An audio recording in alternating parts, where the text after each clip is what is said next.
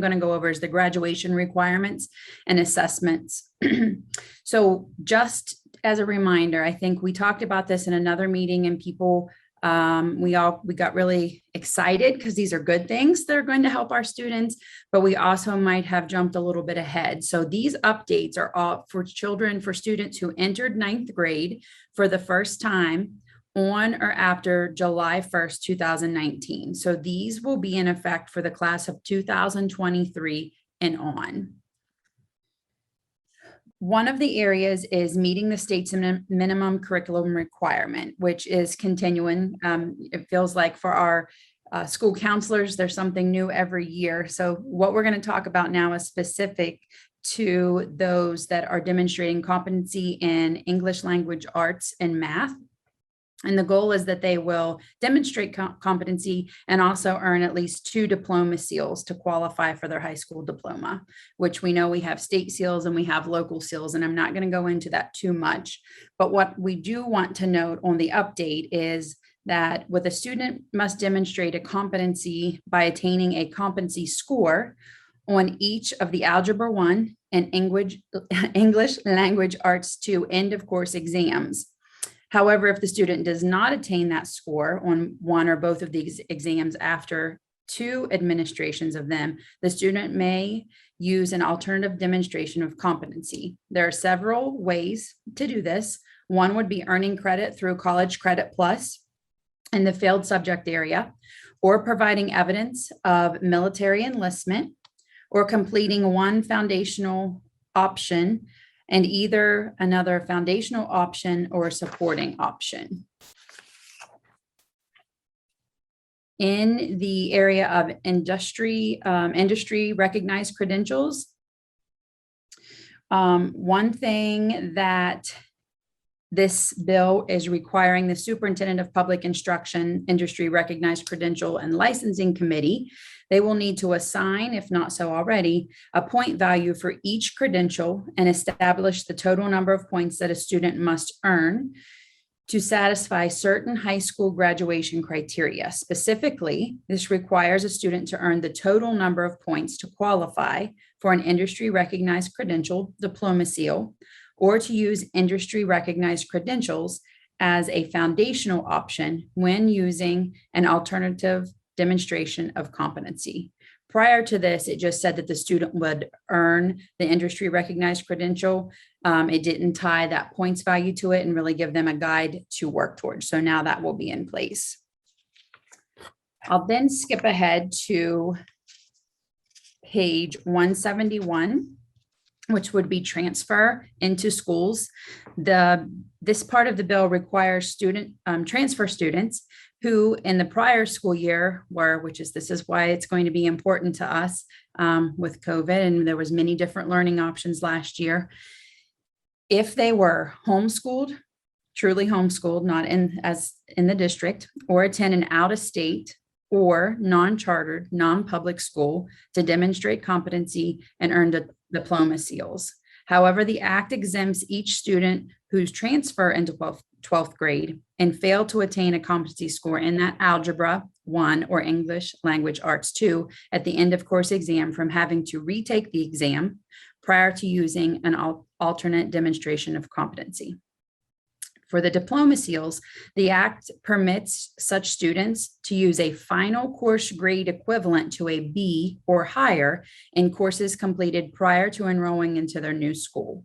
So that will be very helpful to some of our students that are coming back and or might be transferring in from out of state. So that will be something we'll need to make sure that the school counselors or your transition specialist is working with when we're looking to see which one of those credits can come over for them.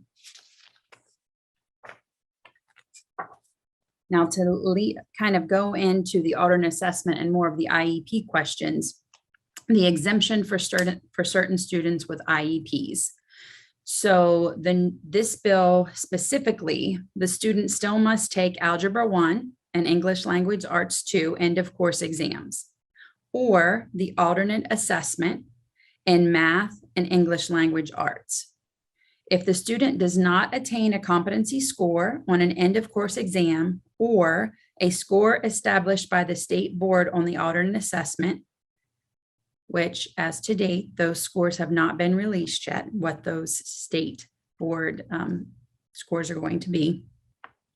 Then the student must be offered and receive remedial support from the student's district or school and retake the exam or assessment. If at that time the child does not attain a competency score or an established score, then the student can be exempt from the requirement to demonstrate competency. So when I was talking to one district at DLT, we had this discussion and someone said, well, we already exempt so many kids. So I asked to go back and talk about this specifically, because this is a way that we're not automatically exempting students. So they must take the exam. If they don't pass the exam or they don't meet that cutoff, then we must offer them remediation of that course. So what prompted our discussion was, it was actually a history class, which the history teacher has a large number of students with specific learning disability in his class. So I asked, if you have students that are on the bubble, what does your school building do to remediate? And they said, oh, we already have remediation. We have an enrichment reteach period, and we meet as a building, we look at the students, and those students get to come to that enrichment time, and we do activities to help them boost their score to hopefully pass it the second time, which was great. So I said, do your students on IEPs come to that? And they said, oh no, they go to the intervention specialist and they do something specific in their classroom. So I said, okay, are they following the same enrichment activities you're using for your regular class? Well, I'm not sure, but we are going to collaborate with the intervention specialist.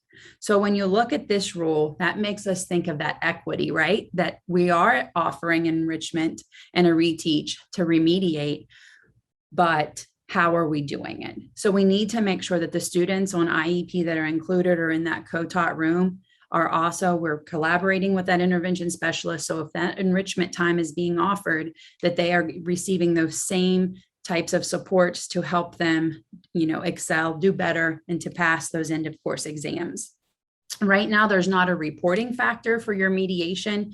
It is said that it is a local level about what your remediation looks like and how you are documenting it. You don't have to submit it at this time, but you do need to keep documentation of your plan or your procedure on if a student does not pass, what is the remediation, how are they receiving it, and then the outcome. I'm sure there will be reporting in the future, but as of right now, there is not a reporting requirement. The next one I'm going to jump down to is the bottom of page 172, and it's the Citizenship and Science Diploma Seal requirement changes. The Act expands the ways in students may earn the Citizenship and Science Diploma Seal. Qualifying students for those seals, they complete their courses offered by their high school, and by permitting students with significant cognitive disabilities to earn the seals based on their alternate assessment scores. So specifically, the student can qualify for a Citizenship Diploma Seal if the student attains a final course grade of a B or higher in American history and American government course that's offered at that student's high school. And similarly, the Act qualifies a student for the Science Seal if the student attains a final course grade of B or higher in any of the following courses. And this kind of gave more options to what courses we were looking at. So under number 1, it lists chemistry, physics, or another physical science course. Number 2, an advanced biology or other life science course. And number 3, I think we've kind of broadened it. We are now offering, it can be under astronomy, physical geology, or an other earth or space science course. The Act permits a student with a significant cognitive disability to also earn the Citizenship and Science Diploma Seal by attaining scores set by the state board on alternate assessments in the social studies or science area. So this is another way our students on alternate assessment can still earn the seals. I am going to try to pull up now I had it pulled up already.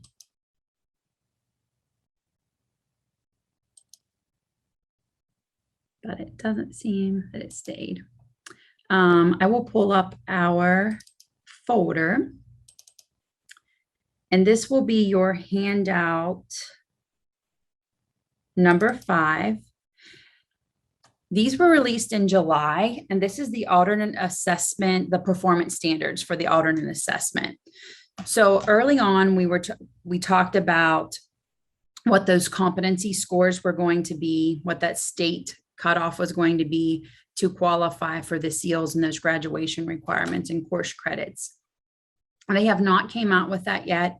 Last month they told us soon, so I hope we have those soon. But just gauging ahead, I think it's safe to say that you're going to be looking at this proficiency score, this middle one, or higher.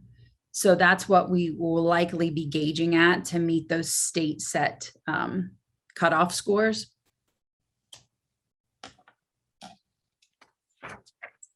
I think that's probably all on House Bill 110 that I'm going to talk about specifically. I know that that was a lot.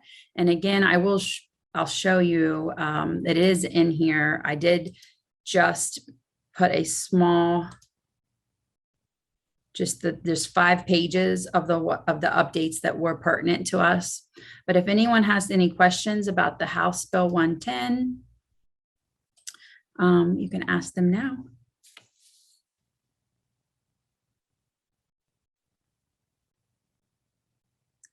Okay, I'll move on to alternate assessment since we were just talking about that.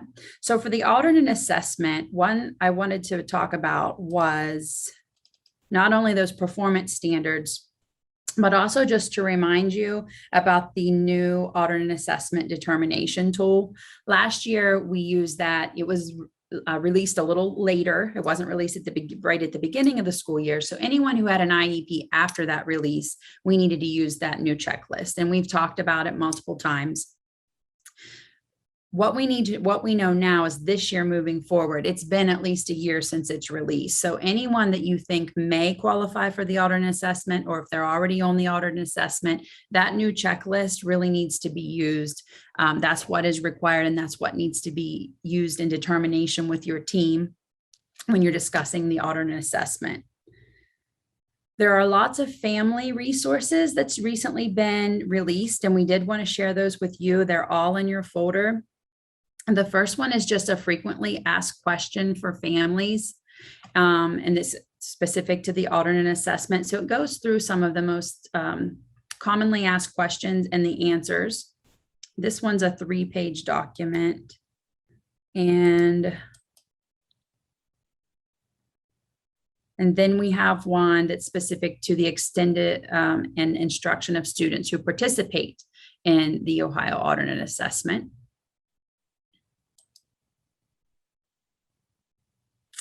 And we have one for the eligibility and participation.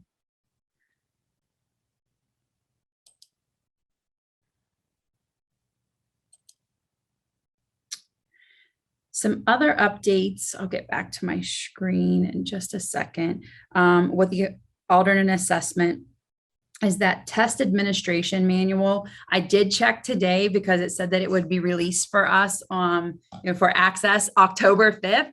So we got excited. Holly and I thought it would be great if that was up for you guys, but it is not up for you at this time. The manual, let's see if I can get back there. Yeah. So if you look at the TAM and we go ahead and click to it, it just says coming soon. So it was supposed to be released today. So we do hope that that will be released very soon for you so that you can have that information. The other thing that is released though is the documentation for the paper test. And I probably need to go back.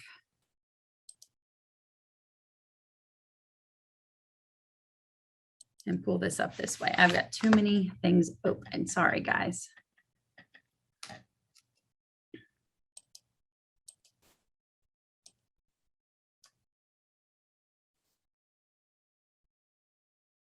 Well, maybe not.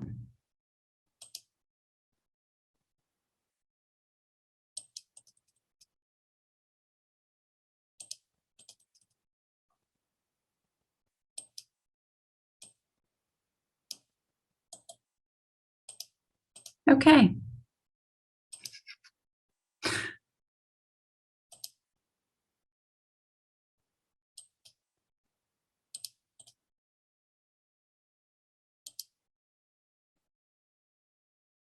All right, I'm not going to pull that up right now. Holly, if you pull it up, if you find it and put it in the chat for them, I don't want to waste time looking for it. But the supplemental paper testing materials for 2022, they are on the site and you can access that. So I know we talked earlier about the certification course. This is just a reminder that those online certification courses for new test administrators. So if you have someone that's going to be doing the alternate assessment that it's new to them, or maybe they haven't had it in a while, those modules are online. There's 3 modules. They take about 2.5 hours, and there's a short quiz at the end. And if you have someone that hasn't given it in a few years, it's still a good refresher for them to do as well. And those are available on the Access portal as well. State Support will be offering open office hours. Holly and I will be there to help answer any questions and help you through any of that in January. And we'll put those dates in the chat as well. Those will be January 6th from 2:30 to 3:30. And then again on January 11th for your morning birds from 7:30 to 8:30.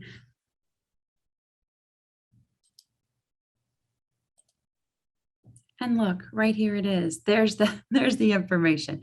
The supplemental instructions for the paper testing manual. So these documents are up on the site and you are able to act. Well, no, now it says coming soon. Okay. All right. The next thing on the updates I wanted to go over with you is the graduation plan. And the graduation, don't look at me clicking back. It was a little out of order. The Ohio graduation plan template is available on ODE's site. So if you go on there and click, you can access the information behind that. And you also can download this, or this is the same template to download there that we have put in your folder. This has all the requirements that they want you to have mapped out and for each student. So I know last year, the school counselors were required to fill out Ohio graduation template for 11th and 12th graders. Starting this year, it needs to be on file, filled out for 9th, 10th, 11th, and 12th. And you can see that there is a middle school column there. So if it started earlier, if you do have a school counselor or someone that's working on this earlier, it's okay to go ahead and get it started and get the middle school information in. That way, when they come to 9th grade, that school counselor is not going back and filling all of that in. But those will be required at all levels this year, not just the 11th and 12th. I'm going to stop sharing just for a minute so I can pull up the right information for you. And I did drop that link, Lydia, in the chat, but it was the same thing. Okay. Coming soon. So coming soon. All right.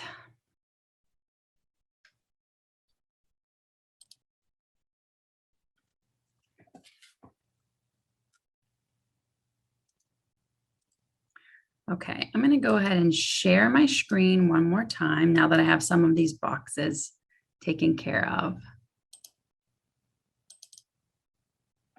And let's go back to the graduation plan.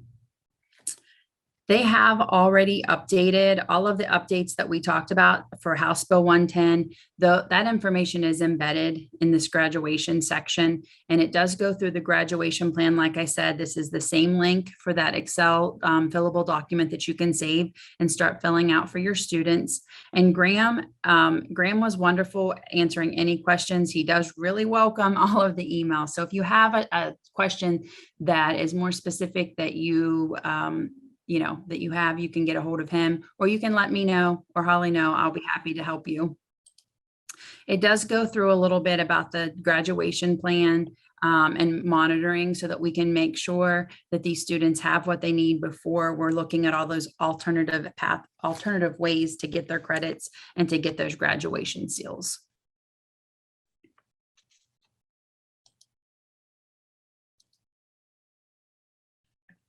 All right, is there any questions about those updates before we go on? Yes, Lydia, I have a question about the graduation plan. Okay. I see the requirements for them. I see the use for them. However, my question is, what do we do with these? The amount of man hours that go into these are so intensive. You could almost hire another staff member or two to complete them. And then where do they go? That's I'm saying that because, you know, what we were using was working perfectly. We all have our Excel sheets. They worked great for tracking. We could update those, and, you know, we're completing these graduation plans. And I know that I may sound like, you know, I'm dissing them. I'm not. I think they're a beautiful, beautiful piece of work, and they are. But I'm just wondering, where do they go? Because it seems like last year we put so much time and effort into them. And I kind of ask myself all the time, what did we do that for?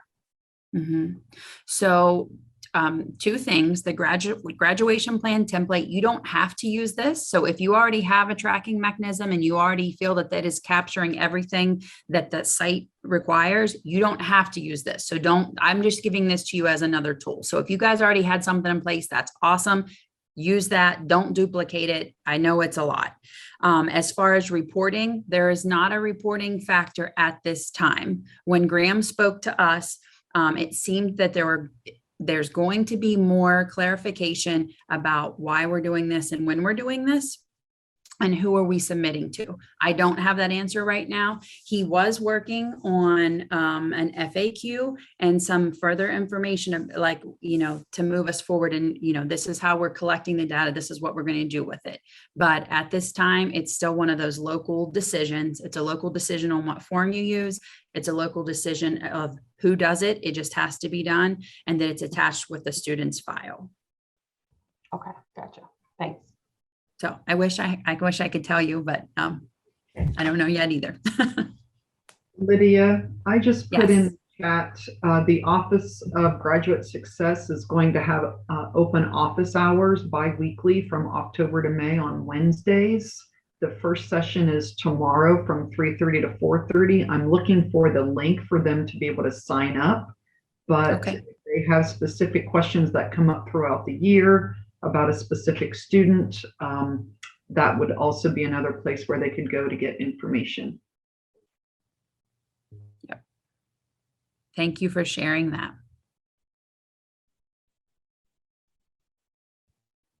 I'm just checking the chat. I had a message from Kara. I apologize, Lydia. You may have gone over this. For some reason, my iPad kicked me out, and then I had no internet for a few minutes. But That's okay. my curriculum director was on a Zoom with ODE, and they were talking about grades could count instead of assessments. And he had wondered if I had heard anything for that. Is that just for science and citizenship, or is that? So in that House Bill 110, when you're looking under, let me find the right page.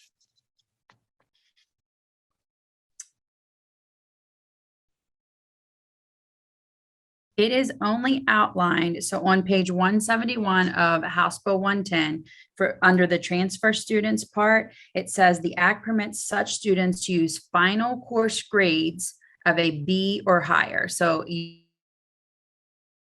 But that's just for transfer students, though.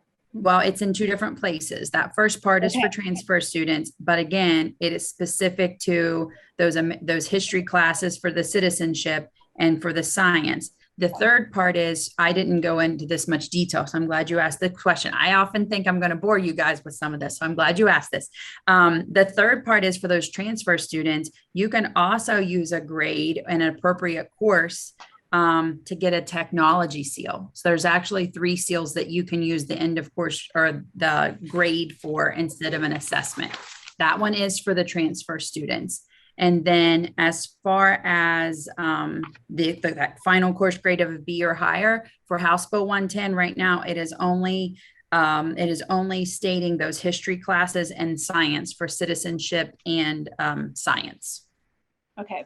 I think that he may have missed that piece of it because he was hoping that students with IEPs we could use grades instead of assessments, but No, yeah, it doesn't say that now. The only thing it says about the other for math and ELA is that it does not list that you can use an end of course grade like those areas. It just says that you need to do the test remediation and then test again. And then if you still don't pass the second time, that is when your IEP team can convene and decide that you're going to exempt them from the consequences. okay, thank you. You're welcome. Okay, any other questions before we move forward? I have a question off of that. Is that just for students? Is that for all students with disabilities or just for students alternatively assessed that we can use those grade conversions for seals? No, that's for both. So on that House Bill 110, it will show you that you can use the end of course or the final course grade of a B or higher. And then it has that the alternately assessed students will have to meet attain a set score that is set by the state board. Those set scores have not been released yet. So your alternately assessed students will be able to get those. And there should be another chart coming out. That's when I showed you the standards for alternate assessment. And we were told that it would be at least that proficiency score or higher that they were using to determine what those cut scores were going to be. Great, thanks. You're welcome.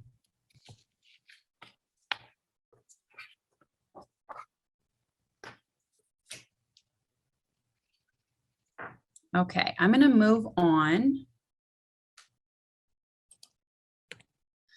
to the Ohio Longitudinal Transition Study.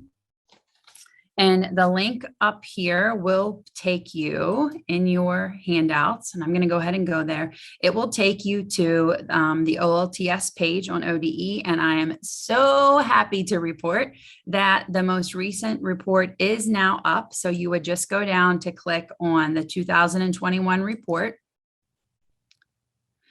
You're able to download these, print these, whatever you would like. I do have some printed copies that the state have sent. So if you want one of those, I will be taking those as we go out to some of our ESC meetings to make sure that those are available. But if you don't think you'll see me or you really, really want one, please let me know and we'll make sure I'll either bring it to you or we'll get it in the mail to you so that you can have that copy.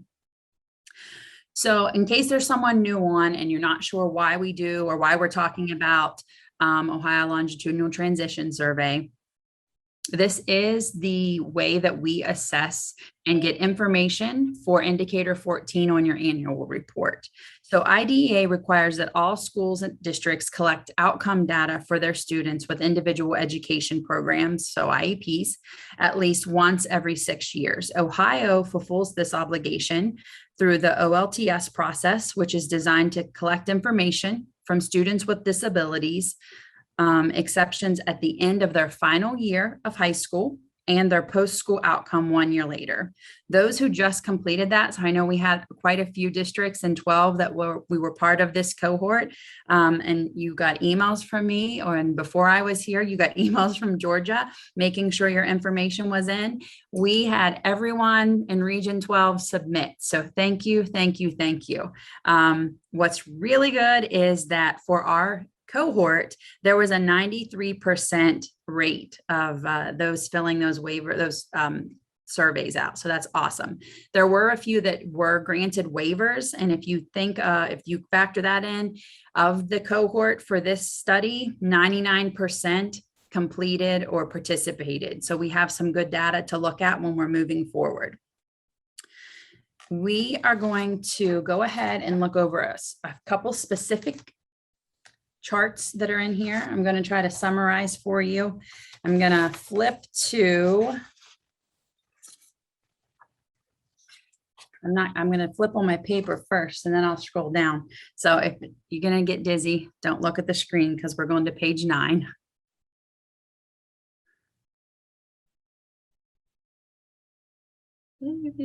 This is all good information, but it's just breaking down genders and a lot of other things that I want us to skip ahead and get to this. So this is the figure 5, which is Exeter's and time in general education classroom. So there are a few things that kind of make the light bulb go off on when I'm looking at this report. So from this, you'll see that those who exited, that those who spent 80% or more in general education are listed over here. And those who spent 40 to 79% in general education make up this 20%. And those that were less than 40% make up the 10%. Although the findings might be encouraging because we see this large piece of red over here, it's also important that when we are looking through this data that we know that approximately 71% of the Exeters represented in this study were specific learning disability.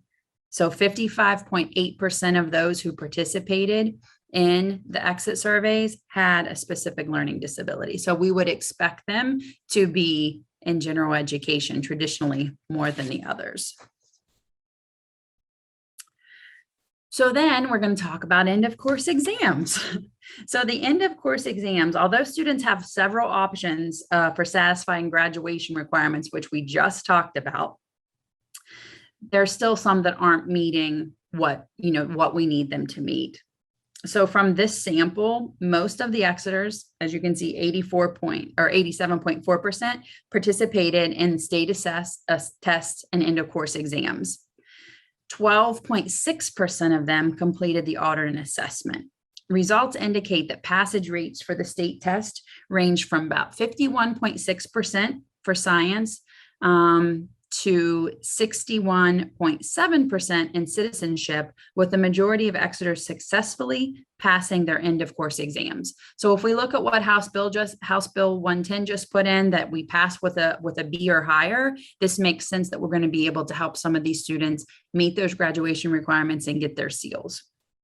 What I find is I'm glad that we have these numbers, 50s and 60s, but I'm also kind of alarmed that, if you look at math, we had 53% passing and we still had 46.3 not passing.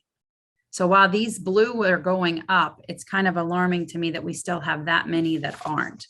So how are we going to help those kids get to where they need to be?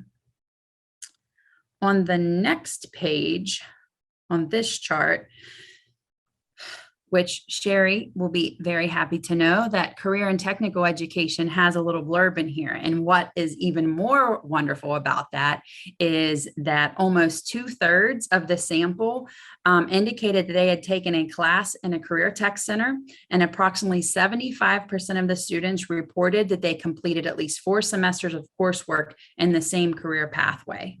Now, when we look at this chart, this also, if you look at the areas of the services received, those that had the highest were paid and work on their own, but they had the skills to get that job. So that was promising. The second one that I thought was interesting was college visits. But of course, that's something we do uniformly. I feel everyone gets to go on college visits, prep for college entrance exams, then job shadowing, and then unpaid school supervised work experience. So this last line here, across all categories of transition services, courses for college credit were only 3.4, and paid supervised work while in school was at 28%. They had a lower participation rate than other transition services. So looking at all the supports we have and making sure that they are available to everyone. I'm going to skip this page. So the disability and transition services is why I just went over that chart. Compared to Exeters with a specific learning disability, students with other disabilities were less likely to have paid work experience while in school. For example, the students with autism, intellectual disability, and other health impairments were 60, 40, and 20 less likely to have a paid work experience in school. The students that completed the OLTS with ID were 1.5 times more likely to have an unpaid work experience than peers with specific learning disability. So again, knowing that most of the students that fill this out had SLD is where we're going to get some of those numbers to be a little skewed, but also it makes me think back at our equity. I feel, and I don't know, this is a question I want you guys to chime in. When we're thinking about those transition services and college visits and filling out resumes, and doing actual work experience, do we think that it's the same as our students that get to go to career tech versus the ones that maybe are in a self-contained or a resource course getting transition services? Like, how do those balance out, and how does this help us plan when we're looking ahead at what we can do for our students? I'm going to go down to page 15, and this is a lot. I just wanted to pay close attention to, if we look at all of these numbers and we look just through 2019 and 2020, everything was up. So, that's a bright point, I think. We thought whenever COVID happened and we weren't sure what was going to go on, and students weren't in school, but with the right resources, we're still seeing that upward trend on almost everything, which is awesome. But when we look back at when we started the OOTS to 2010, the participation now versus then in a 2-year college is down. But everything else, and the 4-year college is also down. But part-time work, full-time work, and engagement all was increased.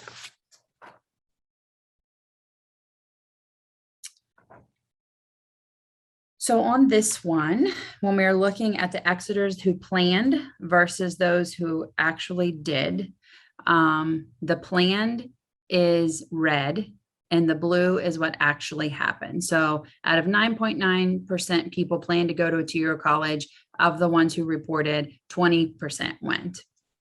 So how are we supporting their plans? How are we preparing them for post-secondary? Are we helping them in school? Are we helping them make those plans to go to a 2-year college? Are we helping them get into some other trade?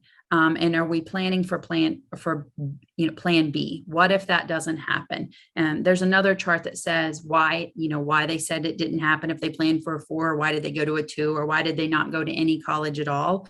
And there's good information there, but also how are we helping our students to plan, to know what to do if their first plan doesn't, if it falls through, what are they doing next? I am going to skip a couple pages.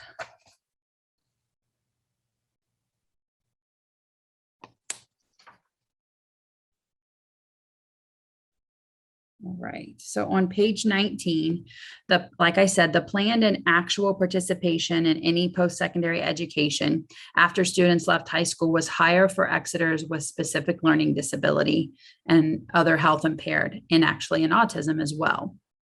These were consistent with the overall findings of the sample, and compared to Exeters with specific learning disabilities, Exeters with autism were 1.6 times more likely to be enrolled in a post-secondary education within 1 year leaving high school. However, individuals with intellectual disability were 60% less likely to be enrolled, even if they had planned. So that's kind of like where I feel like we need to reassess how we're helping students plan from that.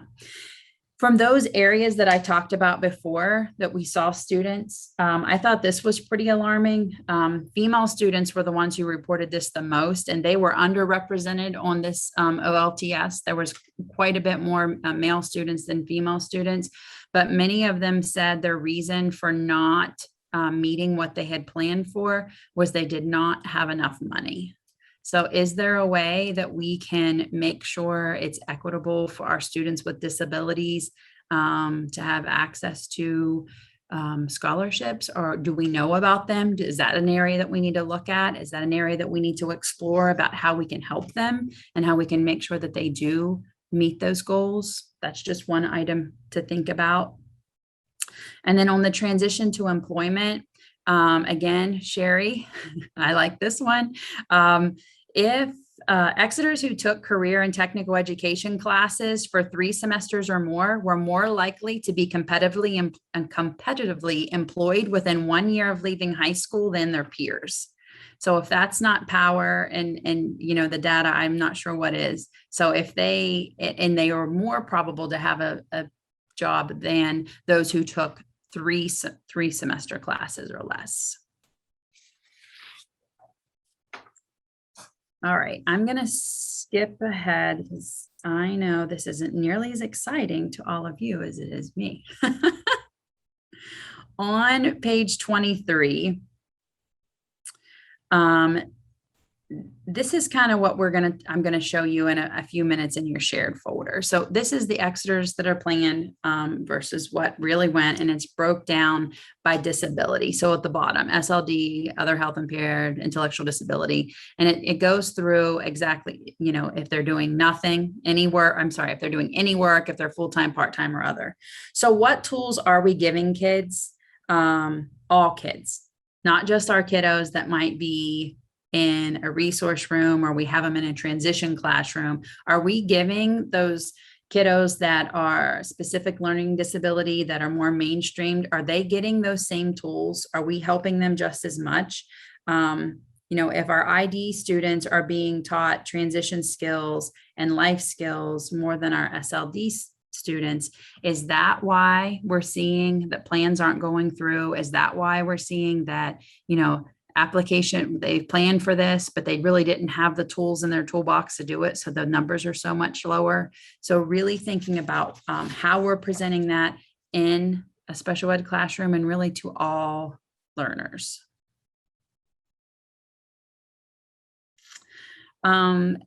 At the last secondary transition meeting, we did have someone from OOD that came on, Travis Stewart, to talk to us about anytime we hear work, whether we think the student might need it or not, to get them linked up, to invite them to the table if we can, so that we can help and let them know what's out there, because there might be a program that can help them, even if they think they don't need help.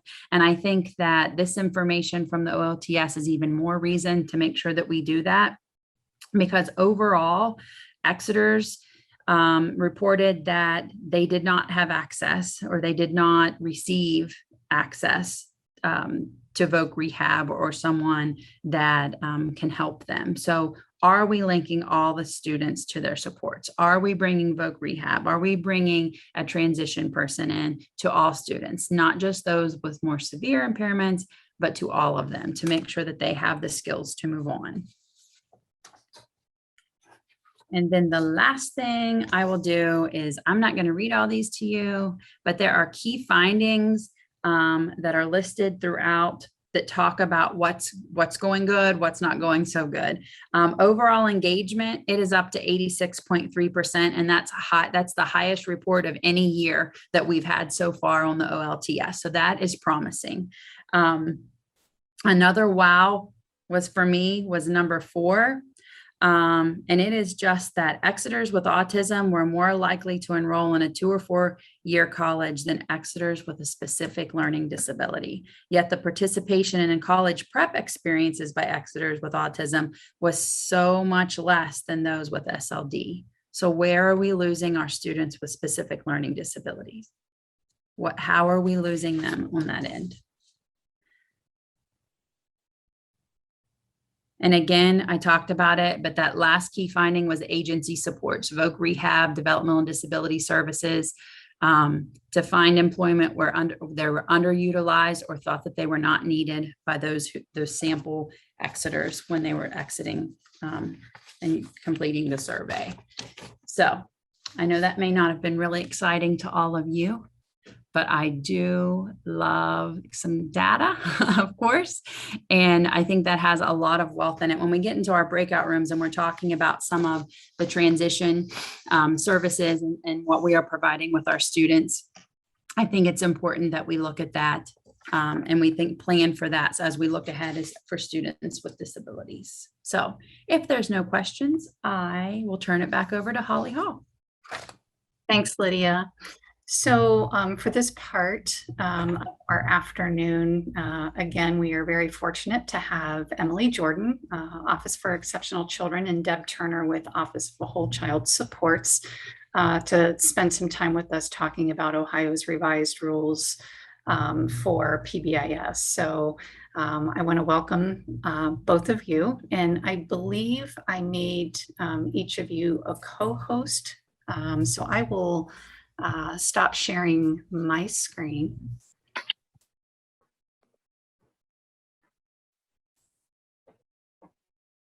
Perfect. Hi, good afternoon. Thank you for having us. I'm going to put our presentation up there.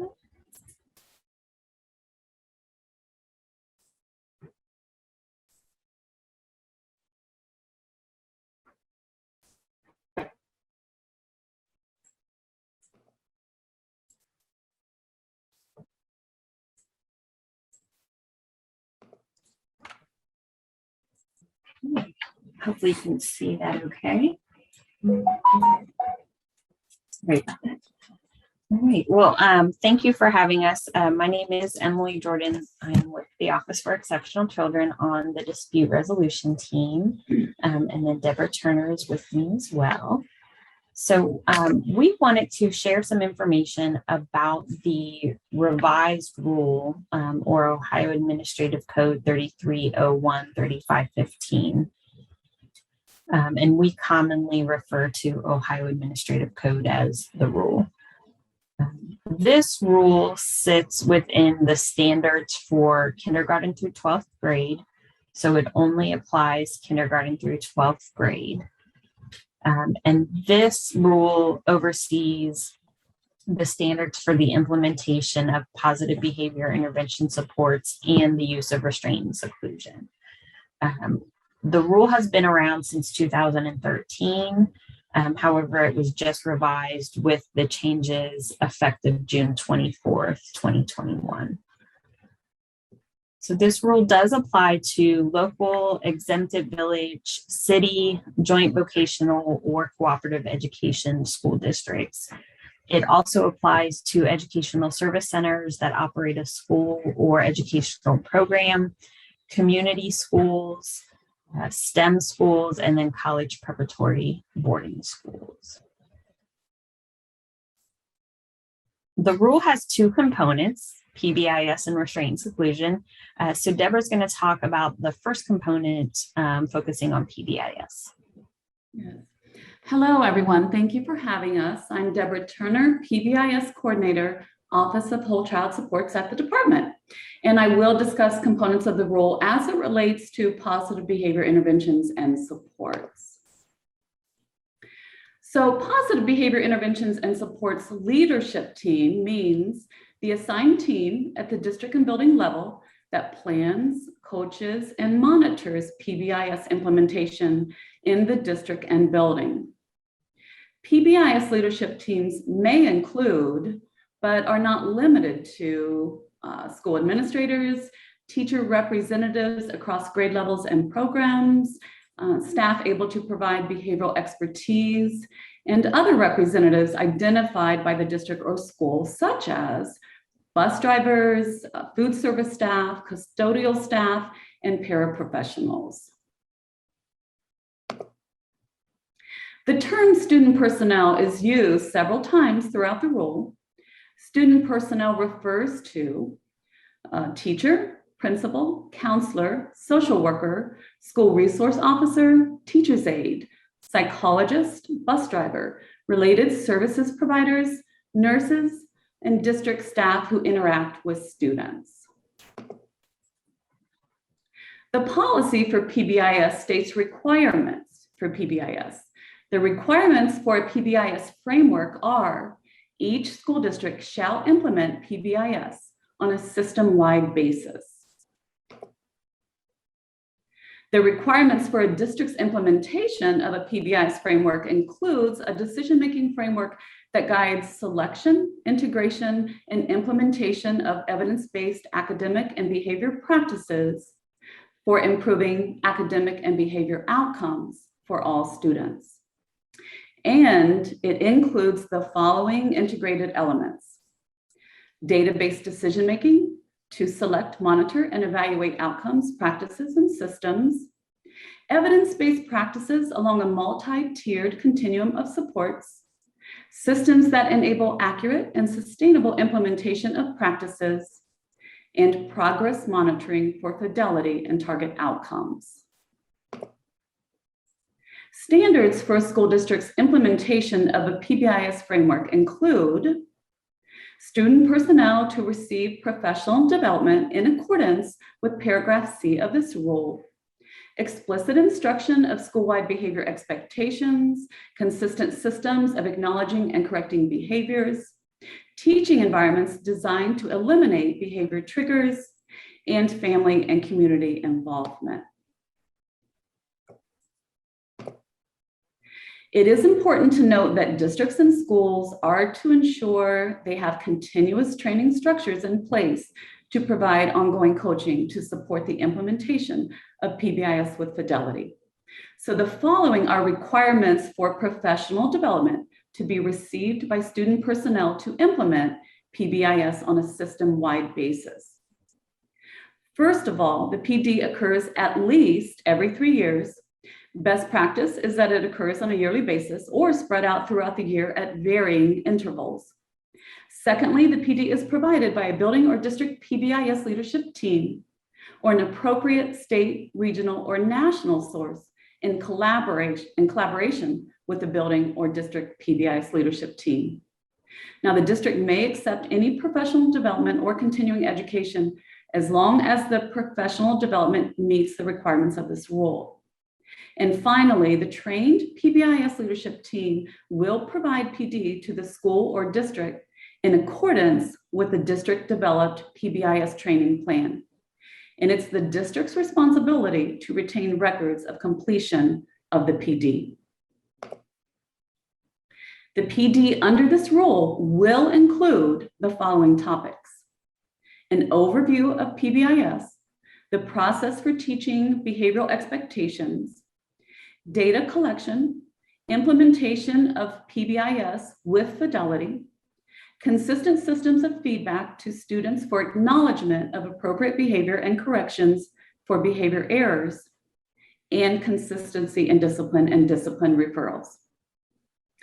Now, it's important to note that the listed PD requirements must be covered, but they can be appropriately modified for the intended audience.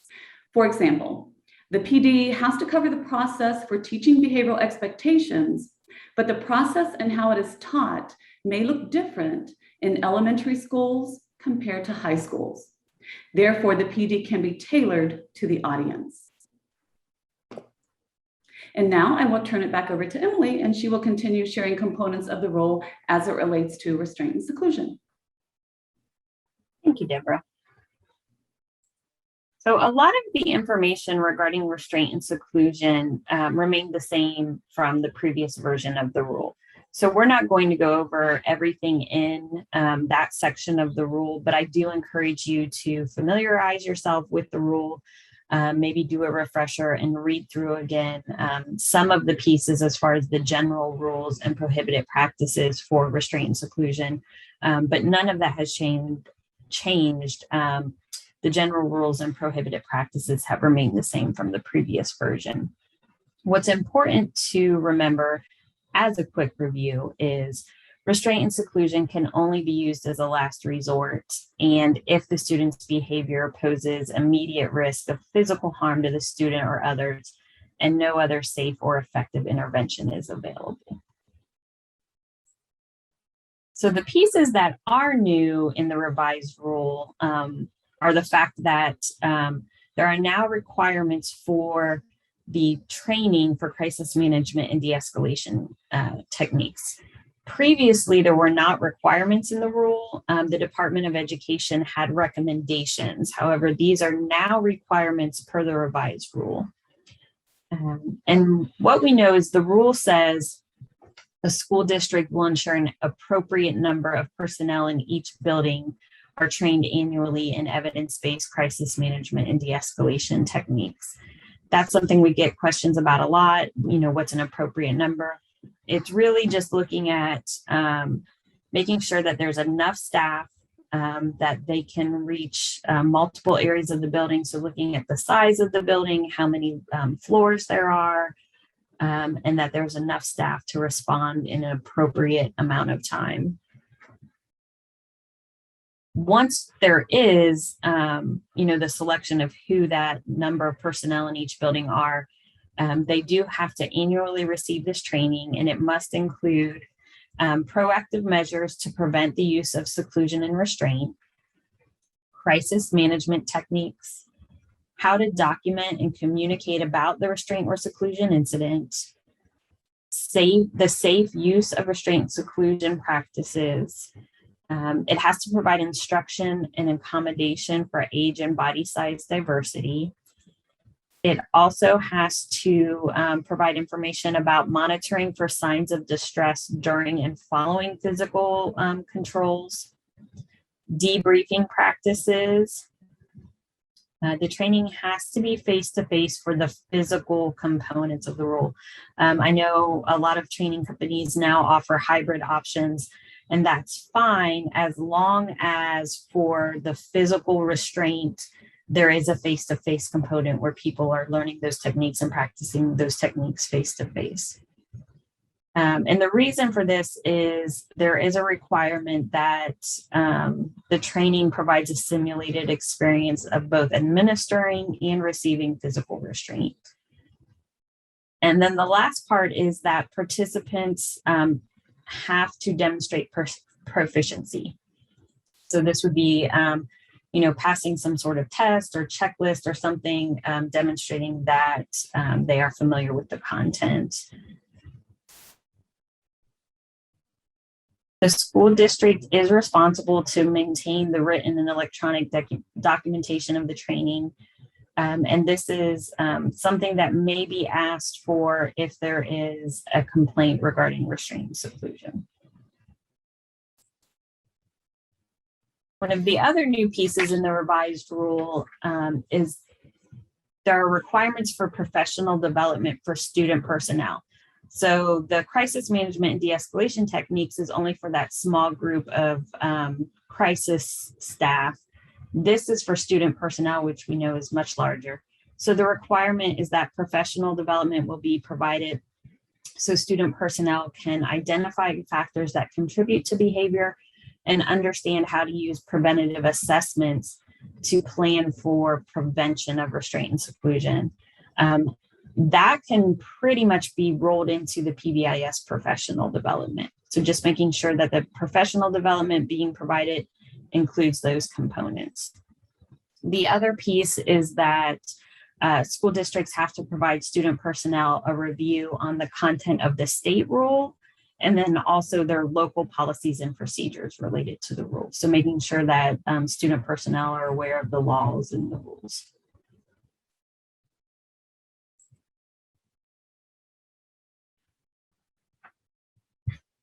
There is annual reporting to the Department of Education regarding incidents of restraint and seclusion. That has not changed, but there is something new in the revised rule, and that is school districts are responsible to report information for students that they choose to send to educational service centers or Board of Developmental Disabilities. And previously, we weren't really collecting these numbers. And so it pretty much can be two different options. The school district can work with the Educational Service Center and Board of Developmental Disabilities to collect those numbers and then include that in their annual report, or they can choose to authorize the County Board of Developmental Disability or Educational Service Center to report that information directly. And so this is going to take a lot of partnership at that local level to determine who is reporting what. And our recommendation is to make sure that that is very clearly outlined in either the memorandum of understanding or contract between the two agencies.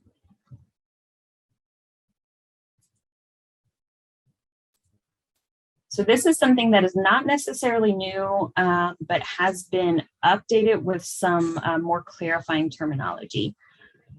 So after the third incident of restraint or seclusion, there must be a team meeting to discuss whether there needs to be a functional behavior assessment or behavior intervention plan conducted, or if one exists, whether it needs to be reviewed or amended. If the student is a student with a disability, then this team would be the IEP team or 504 plan team. If it is a general education student, then it would be similar members such as the parent, administrator, teacher of the student, and then staff involved in those restraint and seclusion incidents. I will tell you, there's been a lot of questions about whether this recount starts after the third incident, or whether this count starts again after the third incident. And we are trying to get clarification on that from our legal department.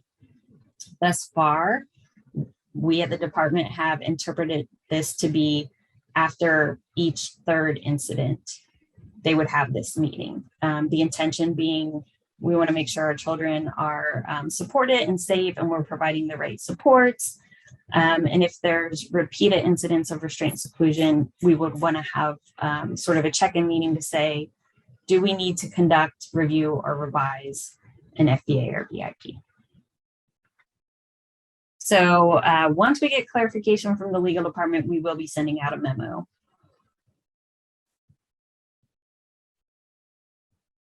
Again, this is something that isn't necessarily new, but there are some tweaks from the previous version of the rule.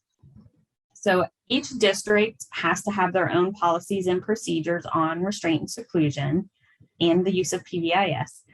And one of those pieces is that each district has to have procedures for a parent to present a written complaint to the superintendent to initiate an investigation. So all of that existed in the previous version of the rule. The district has 30 days to investigate. What's new in the rule is now it says that the district will make reasonable effort to have an in-person follow-up meeting with the parent to discuss the findings of the investigation. We highly suggest that districts also provide written documentation to the parent of the outcomes. The other piece that's new is, as part of that complaint process, districts now have to provide parents with additional options for complaints.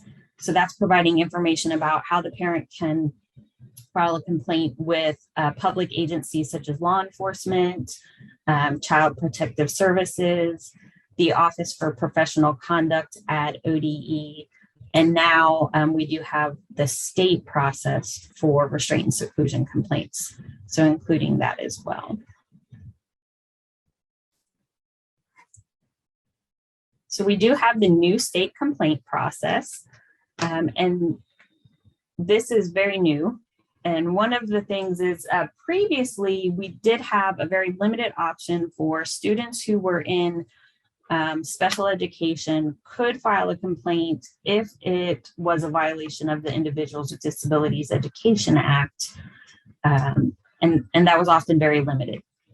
So now with the new rule, it provides the Department of Education the authority to investigate parent complaints regarding restraint and seclusion. And it's a 90-day investigation process. Excuse me. So it is housed within the Office for Exceptional Children Dispute Resolution, but it is separate from the special education investigations. What the department can investigate is still limited. So they have the authority to investigate training and professional development for crisis management and de-escalation, the policies and procedures about restraint and seclusion, monitoring and reporting of restraint and seclusion, and then if there are multiple incidents without intervention from the district. There are still some things that we cannot investigate. So we do not investigate the Pbis professional development piece.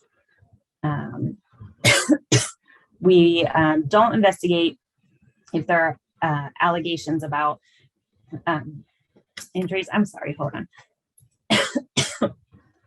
God.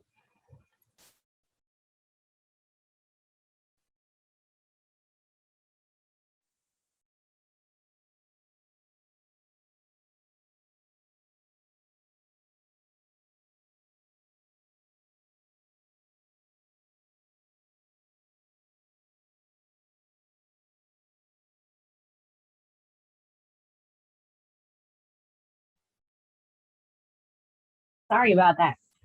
My allergies are going a little wild today. We also cannot investigate if any of the prohibited restraint, all of that will be sent to Children's Services.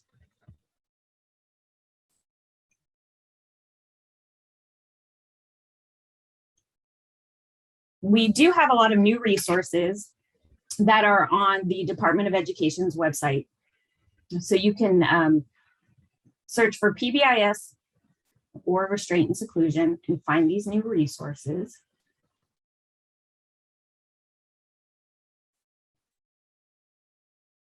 We have the Pbis Restraint and Seclusion mailboxes. And then here is Deborah and my contact information. And I think we have a little bit of time for questions.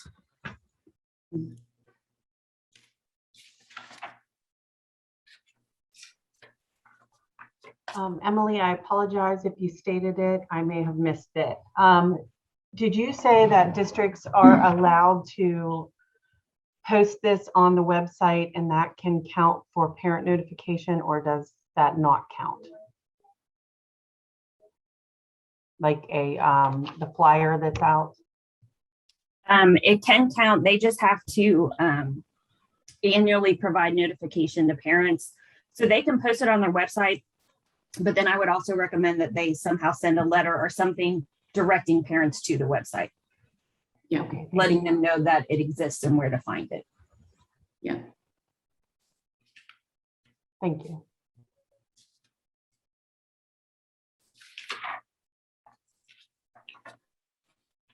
Hi, Emily. I have a question regarding training. In the past, our crisis team has been trained in MANT, but we're having a difficult time finding additional training. And I just wondered if there's any other training resources out there, recommended programs. The department doesn't recommend any specific program. We do have a lot of districts that use Crisis Prevention Institute or CPI, but we don't recommend or promote any specific training.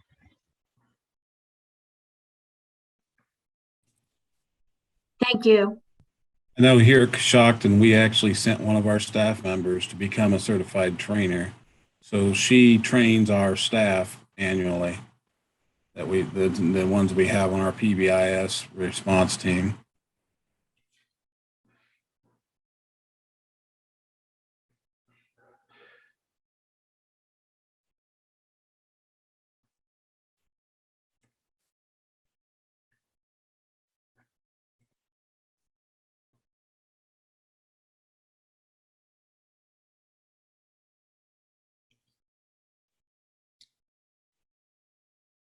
Any other questions? Oh, hopefully that means we did a good job sharing information. We really appreciate you taking the time to be here with us today. So thank you. And it looks like Jamie put a something in the chat in regards to Crisis Prevention Institute regarding those trainings that are coming to Cleveland and Pittsburgh in January. Thanks, Jamie. Anybody else? Why we still have them here? And I know it's a lot to sort of take in and process, especially between the previous version of the rule and the revisions. So please feel free to reach out and email us at any time if a question comes up. And you guys actually have access to this presentation in your shared and the shared resources. So you'll have that contact information. Some of the pages in the presentation aren't in what are downloadable form.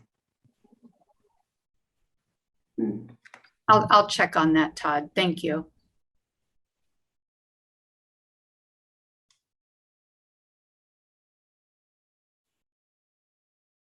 That last slide that has their contact information is one of them. Oh.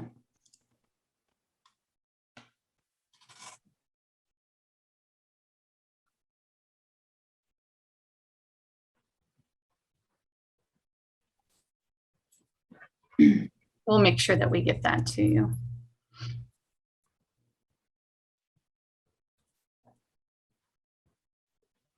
All right.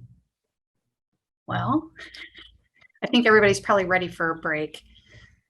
So if there's no more questions, we'll go ahead and take a, we'll come back at, I was going to do a 15-minute break. So if we come back at 2:05, will that work?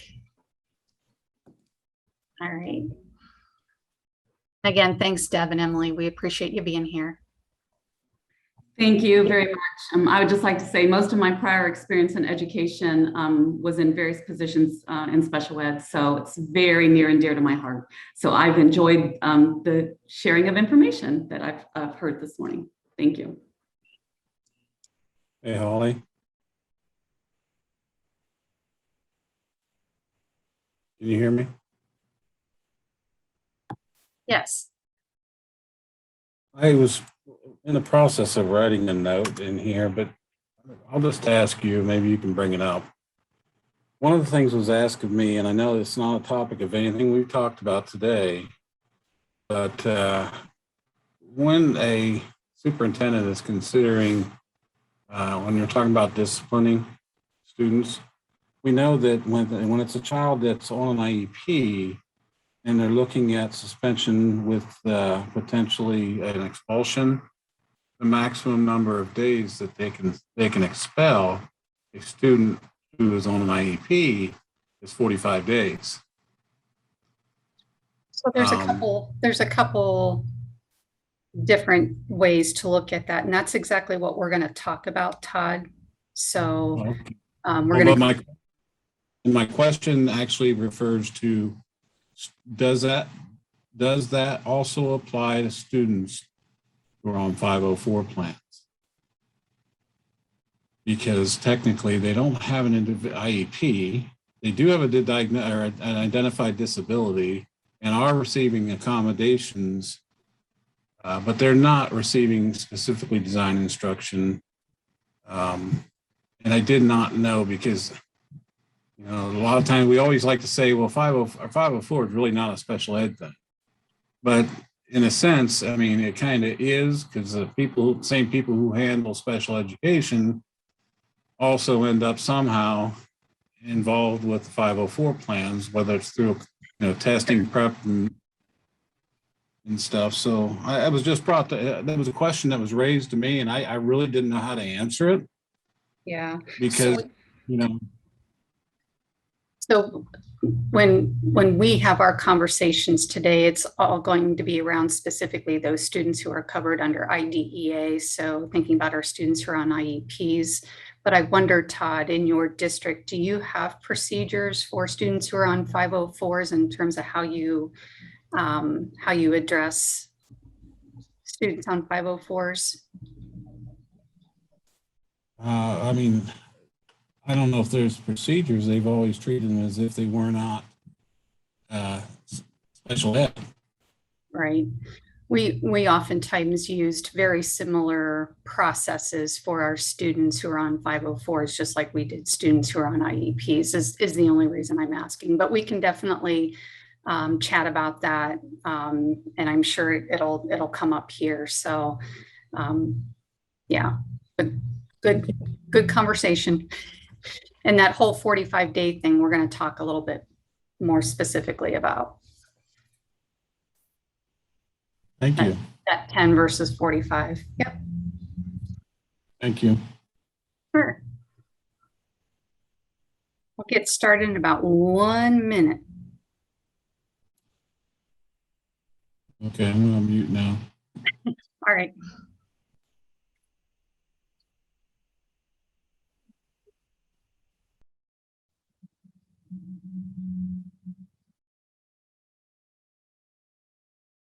Okay, I have 2:05, so we're going to go ahead and get started. So we wanted to spend some time talking about manifestation determinations. You know, for many of you, this is a topic that seems to be coming up a lot. I shouldn't say a lot, but more recently, whether that's COVID related or not. And we know that this has probably been a hot topic for us as a region within the past couple years.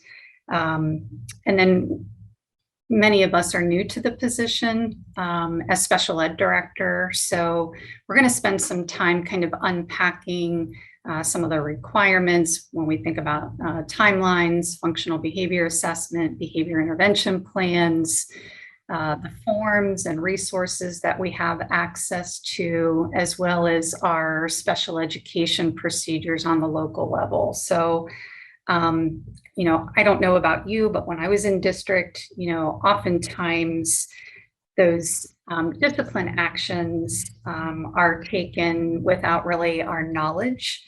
You know, sometimes things are happening in the building, and especially if we're not physically in that building, things are happening without us being aware.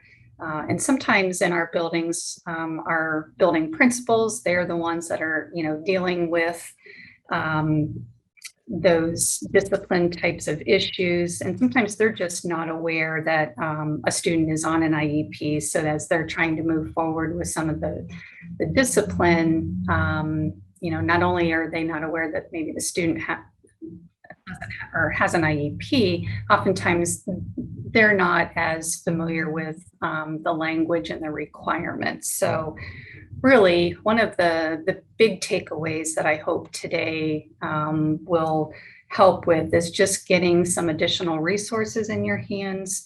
And I know for many of you, we've got veteran special ed directors on this Zoom that will be just as much of a help to us as we spend some time even sharing and networking in terms of forms that we use, whether it's for notices to our parents or maybe formats that we're using for FBAs and BIPs. So for those of you who are veteran staff and you can recite these requirements for verbatim, if you'll just give us some patience as we think about our colleagues who maybe aren't as versed, but certainly chime in. And then we want to walk away with some maybe resources that you can share with your district team. So thinking about some of your colleagues, I know there are many districts who have brand new building principals, or when we think about onboarding new staff, you know, what supports and resources are we able to put in their hands so that, you know, when we're slapped with this situation, it doesn't feel like we're scrambling to get things in place. And I know as a director, this was one procedure that I was working on because it just seemed like each of our buildings was doing something just a slightly different. So we'll share some of those resources that we have put in the shared folder. So I am going to do a new share. Let's see here.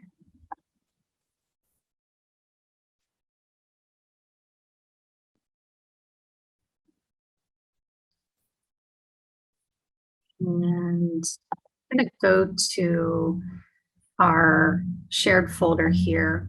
And just so that I don't forget, I do want to point out we placed in the shared folder the functional behavior assessment document that I do not love, but it is one document that is located on ODE's website, as well as the optional form or template for the behavior intervention plan. So I'll just pull those up real quick here.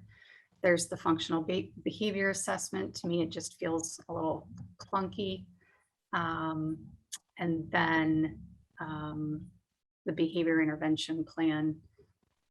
Again, you have access to those on ODE's website, but I'm assuming for most of you, these are documents that are part of your special education software, whatever that is. And I'm wondering if in the chat, if you could indicate what software you're using, if it's Same Goal, IEP Anywhere, Infinite Campus, if you'll throw that in the chat and whether or not you have access as part of your special ed software. I have a feeling a lot of us are using Same Goal, so I'm assuming those documents are in there. Right. And then for this part of the presentation, we created a separate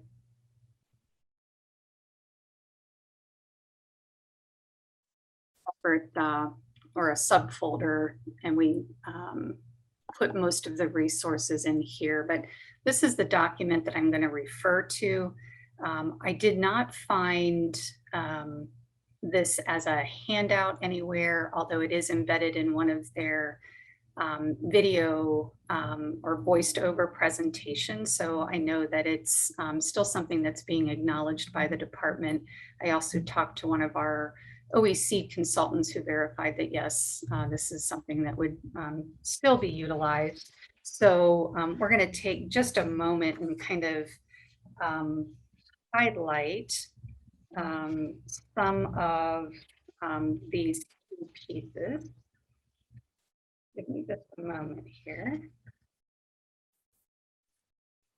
All right, so when we think about the discipline of our students who are on IEPs under IDEA, they kind of refer to this flow chart, which again might be a useful document as we think about supporting our administrators, our teachers, or perhaps even part of our special education procedures. But when we have a student who's on an IEP or they're suspected of having a disability, that violates that our school code of conduct, we know that we're required to conduct a disciplinary hearing just like we would for all students.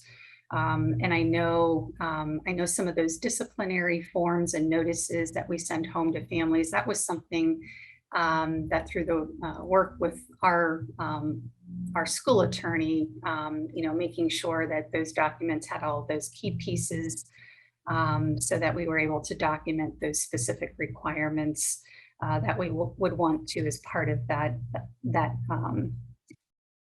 notice. So there's essentially three scenarios that could potentially play out. So we think about the disciplinary removal for one of those for a current incidents. That would be fewer than 10 consecutive school days.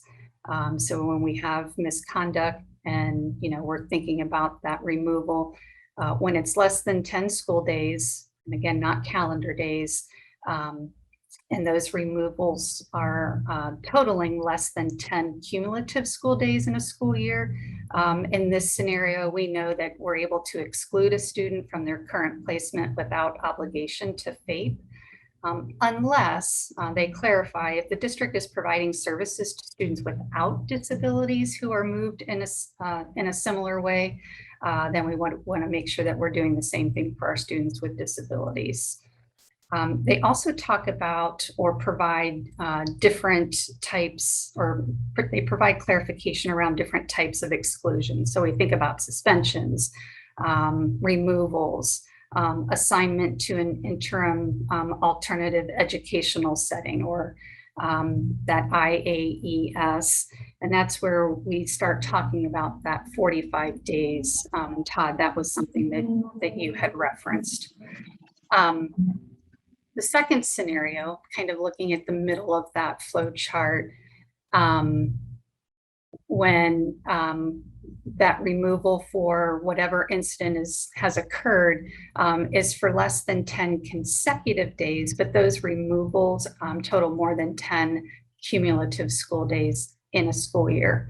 Then we have to decide, if that current removal is one in a series that is a pattern of removal constituting a change in placement. So if we decide no, then that current removal is not one in a series that is a pattern by the 10th cumulative school day of removal in the same school year. The district must consult with at least one of the student's teachers. We have to determine the extent to which FAPE services are needed so that that student can participate in the gen ed curriculum, and as well as making progress towards their IEP goals, even though the student is in another setting or could be in another setting.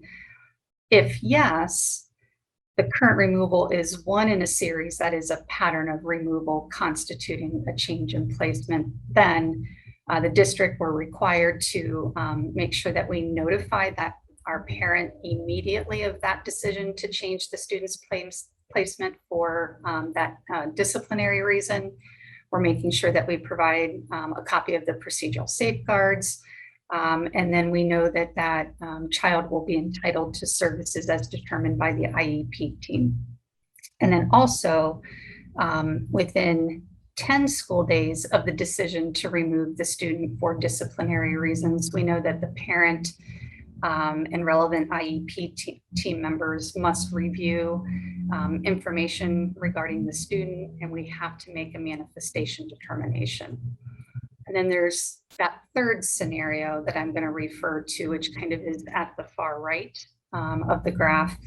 So when we have a removal for that behavior incident that is more than 10 consecutive school days, then that removal is considered to be a change in placement, and kind of similar to those actions for removals that are more than 10 cumulative days that are considered to be a pattern that we just talked about, again, which would constitute that change in placement. The district would complete the same actions. We're going to notify the parent immediately of the change of the student's placement for disciplinary reasons. We're going to make sure they have a copy of procedural safeguards. And we know that the child is entitled to services as determined by the IEP team. Again, within 10 school days of that decision to remove the student for disciplinary reasons, we know that the parent and IEP team members must review that information or must review information and make a manifestation determination. So I'm going to go back here.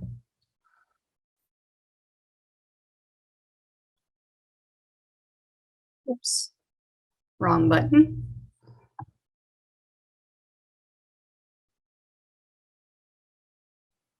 So regarding manifestation determinations, we know that we have a definition that is provided by or located in the operating standards, which is outlined here on the slide. So basically what we've just what we discussed as part of that flow chart, within 10 school days of any decision to change that placement of the child with a disability because of a violation of a code of student conduct, then the school district, the parent and relevant team members, we're going to review all relevant information. So we think about what's in the child's file. We're going to consider the student's IEP,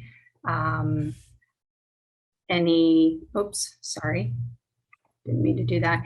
Any teacher observations, any relevant information that perhaps our parents had provided us. And essentially what we're trying to try to determine is, if the conduct is in question was caused by or had direct or substantial relationship to the child's disability, or is the conduct in question is it a direct result of the student or the school district's failure to implement the IEP. So that's that's kind of how it's laid out in the operating standards and requirements when we think about IDEA. So as we're thinking about, I'm going to do another new share. Bear with me here. I'm going to go back to our folder.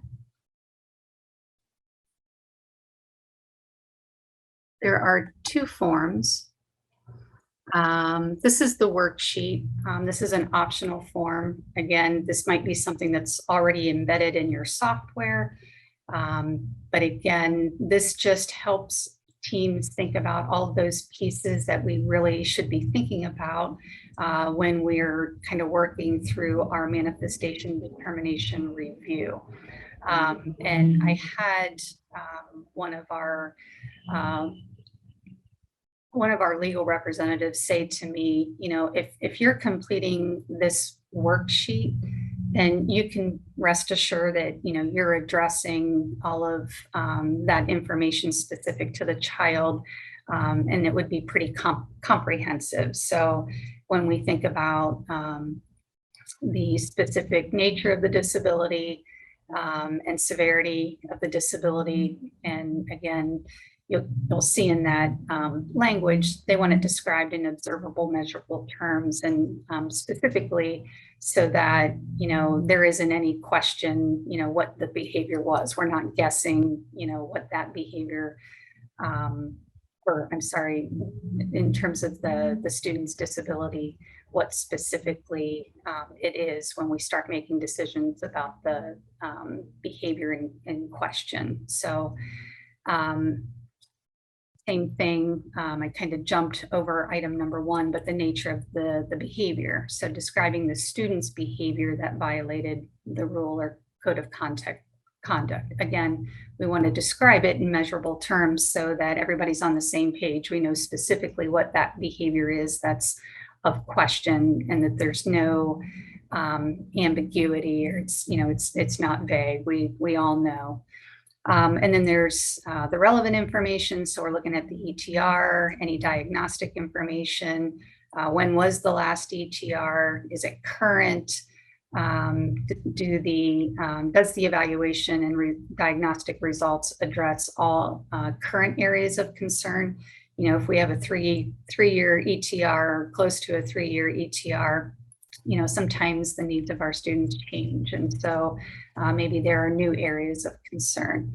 And then we're describing how the disability affects the student's academic progress, thinking about their social skills, self-care, community skills, their communication skills. So thinking about expressive and receptive communication, and then relevant information. So that's just an option. And for some of our staff who are maybe documenting some of or part of this process, it would just help them understand kind of those big pieces. And then this would be the actual required piece in terms of the review form. So this we have to complete. And again, it's probably embedded in your special education software that you have access to. And so, you know, as we're reviewing that information, we're kind of addressing those questions kind of in the middle, you know, in relationship to the behavior subject to disciplinary action. Did we as a team review relevant information? Well, if we completed that worksheet, we have documentation that shows, yep, these are all of the different things that we reviewed. Did we review relevant information presented by the parents and teacher observations? So making sure that we did get input from our parents and that we do have observations. And then these questions for items C and D, this is where we want to pay attention to how we respond to these. You know, did the IEP team determine the conduct in question was caused by or had direct substantial relationship to the child's disability? Yes or no? Was the child's conduct a direct result of the district's failure to implement the IEP? Again, those two pieces, C and D, that's the language we saw specifically in the definition in our operating standards. So anytime those are marked yes, then the behavior is a manifestation of the student's disability. And this is just the document that we use to kind of reflect our decision. And again, thinking about the relevant team members. All right. Any thoughts, reactions? Is this pretty standard? You can use the chat.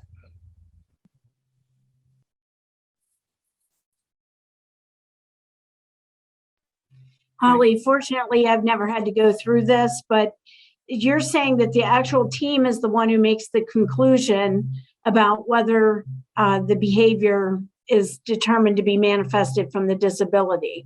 Correct. Yep. So what if you have the majority of the team agrees, but you have the parent who disagrees with you? Is there recourse after that, or do they have a way to challenge or appeal? You know, so certainly, and I'll rely on some of my colleagues if that situation has ever presented in your districts. I, for the most part, have had parents who do agree, but certainly there would be a way to document the disagreement of that determination by the team. And then, you know, that's where we start getting into conversations around that change in placement. And, you know, parents being resistant in terms of, you know, I want my child to remain here. But if we clearly have the documentation that supports it, you know, that, you know, it was or wasn't, then, you know, it's kind of hard to defute that. Any of my colleagues have any response to that or want to share any recent scenarios? I would just call attention to that last line after section 1 on those A, B, C, and D questions, where it says the behavior is a manifestation of the student's disability if the IEP team indicated yes on item C or D of one above.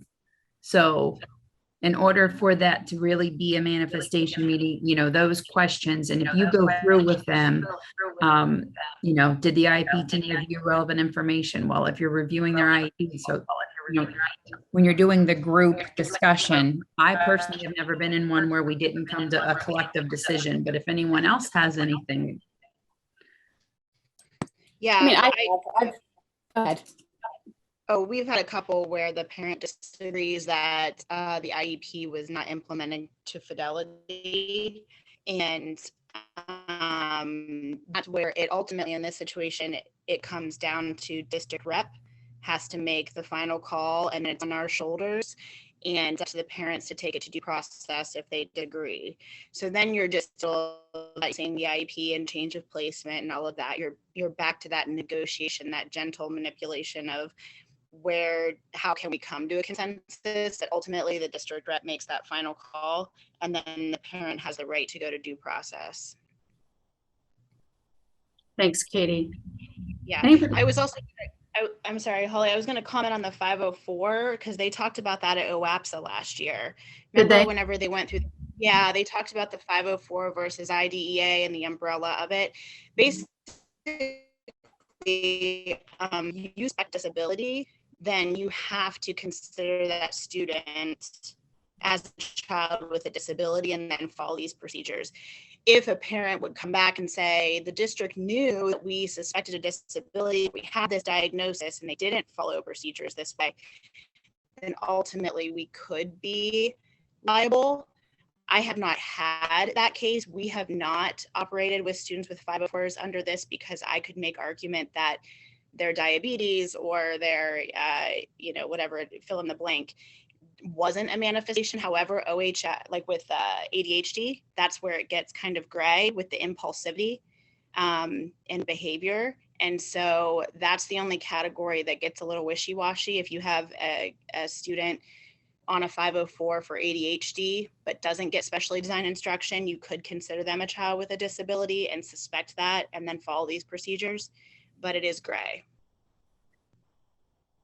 Thanks, Katie.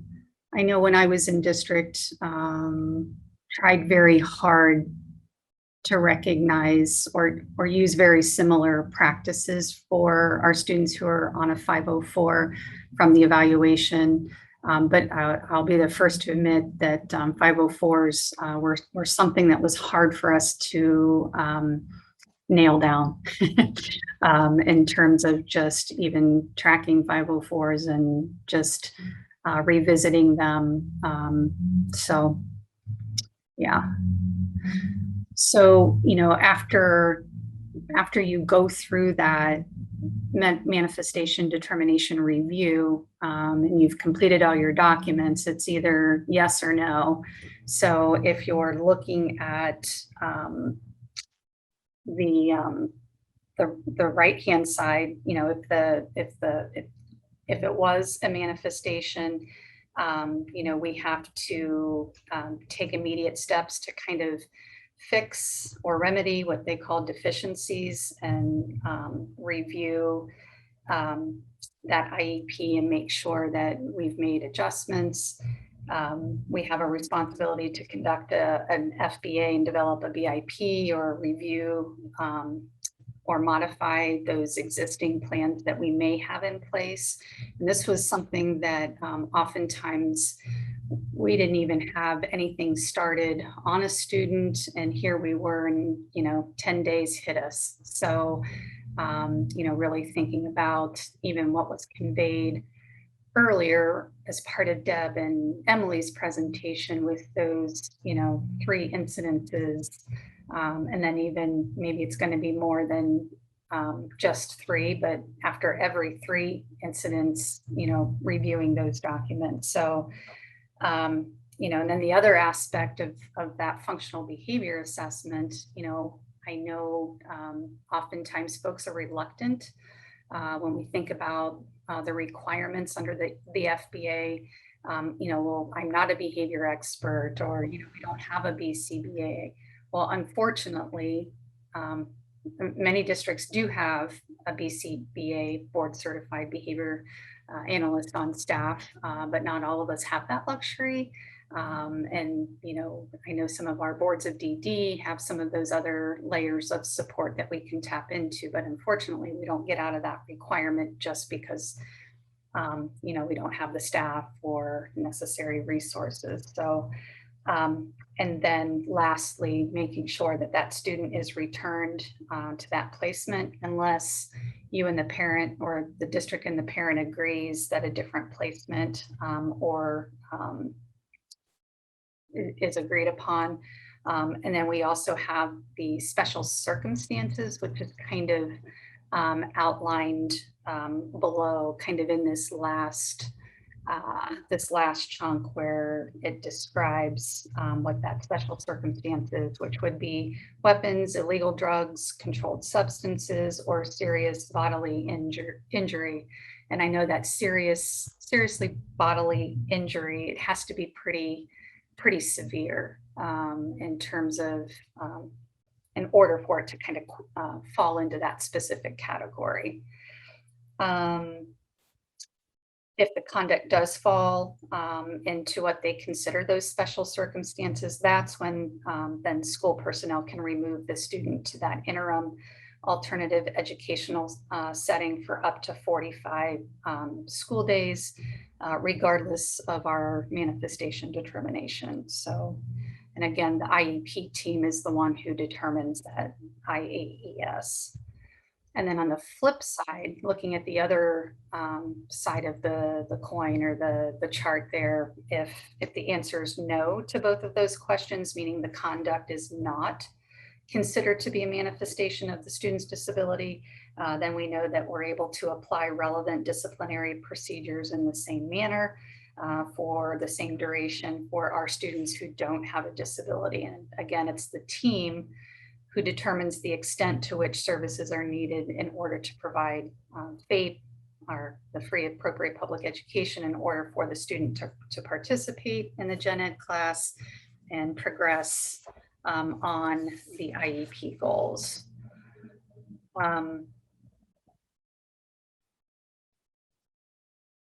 And then also thinking about, it may be considering doing a functional behavior assessment or a behavior intervention plan, and thinking about specific services or modifications, and then returning the student to the placement once that disciplinary period ends, unless the parents in school agree that, the student is lawfully expelled, then services, again, we're still required to provide those. And then, that kind of walks us through both sides of that manifestation determination, and then thinking about those very three specific scenarios that tend to present itself when we're thinking about our students with disabilities. So hopefully this might be a tool that's, I don't know if you guys currently use this. You throw a Y in the chat, or let me know in the chat, or unmute if this is helpful, if it's not. But what I'm hoping to do is this shared folder and the subfolders, those will all be available well after you're leaving us today. And if there are folks through further discussion that we have shared resources, perhaps we could use that as a local landing spot or a regional landing spot to share information, but we could certainly do that as well, because I know you guys probably have a lot of good things that have already been created for those of us who maybe don't. I'm gonna go back here.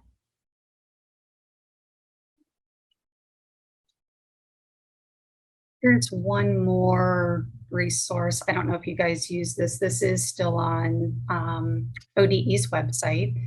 And there is kind of like a voiced over presentation so that you can walk through each of these items. So again, if you've got new building principals or folks who are just needing additional information, this is another place to kind of a go-to for information or supporting resources. How are we doing on time?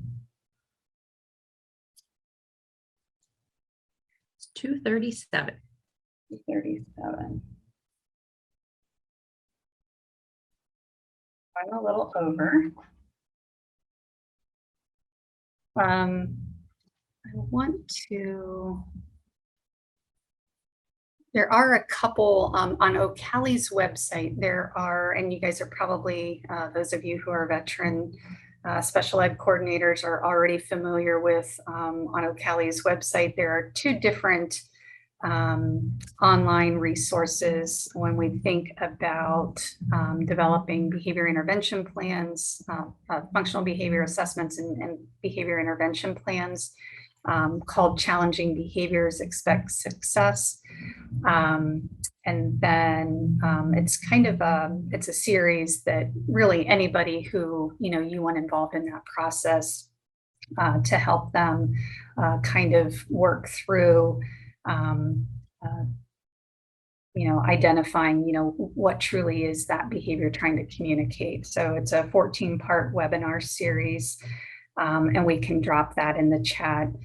And also there are the autism modules that help to, again, address both functional behavior assessment and behavior intervention plans. So those resources we will, I'll drop in the chat just so you can have those as well. Bear with me here. I'd also like to add a word of caution. when we're talking about the manifestation determination and we have those meetings, and then we're, those of us who are in the roles of special education directors are usually involved with some of the discipline when it gets to the superintendent's level, and then when they have to determine whether or not they're going to recommend expulsion.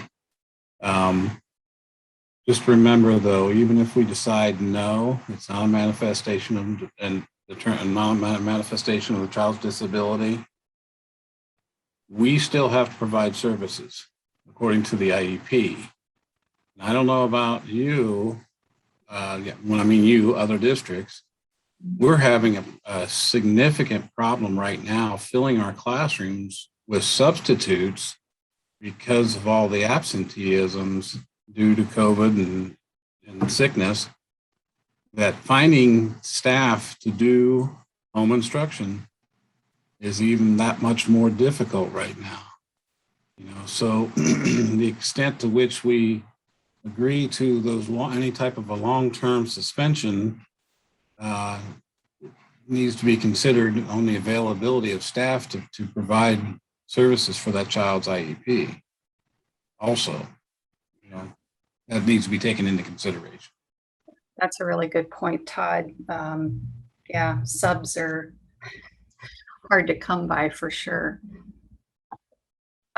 There is one more document that was in that shared folder that I'm going to try to get back to.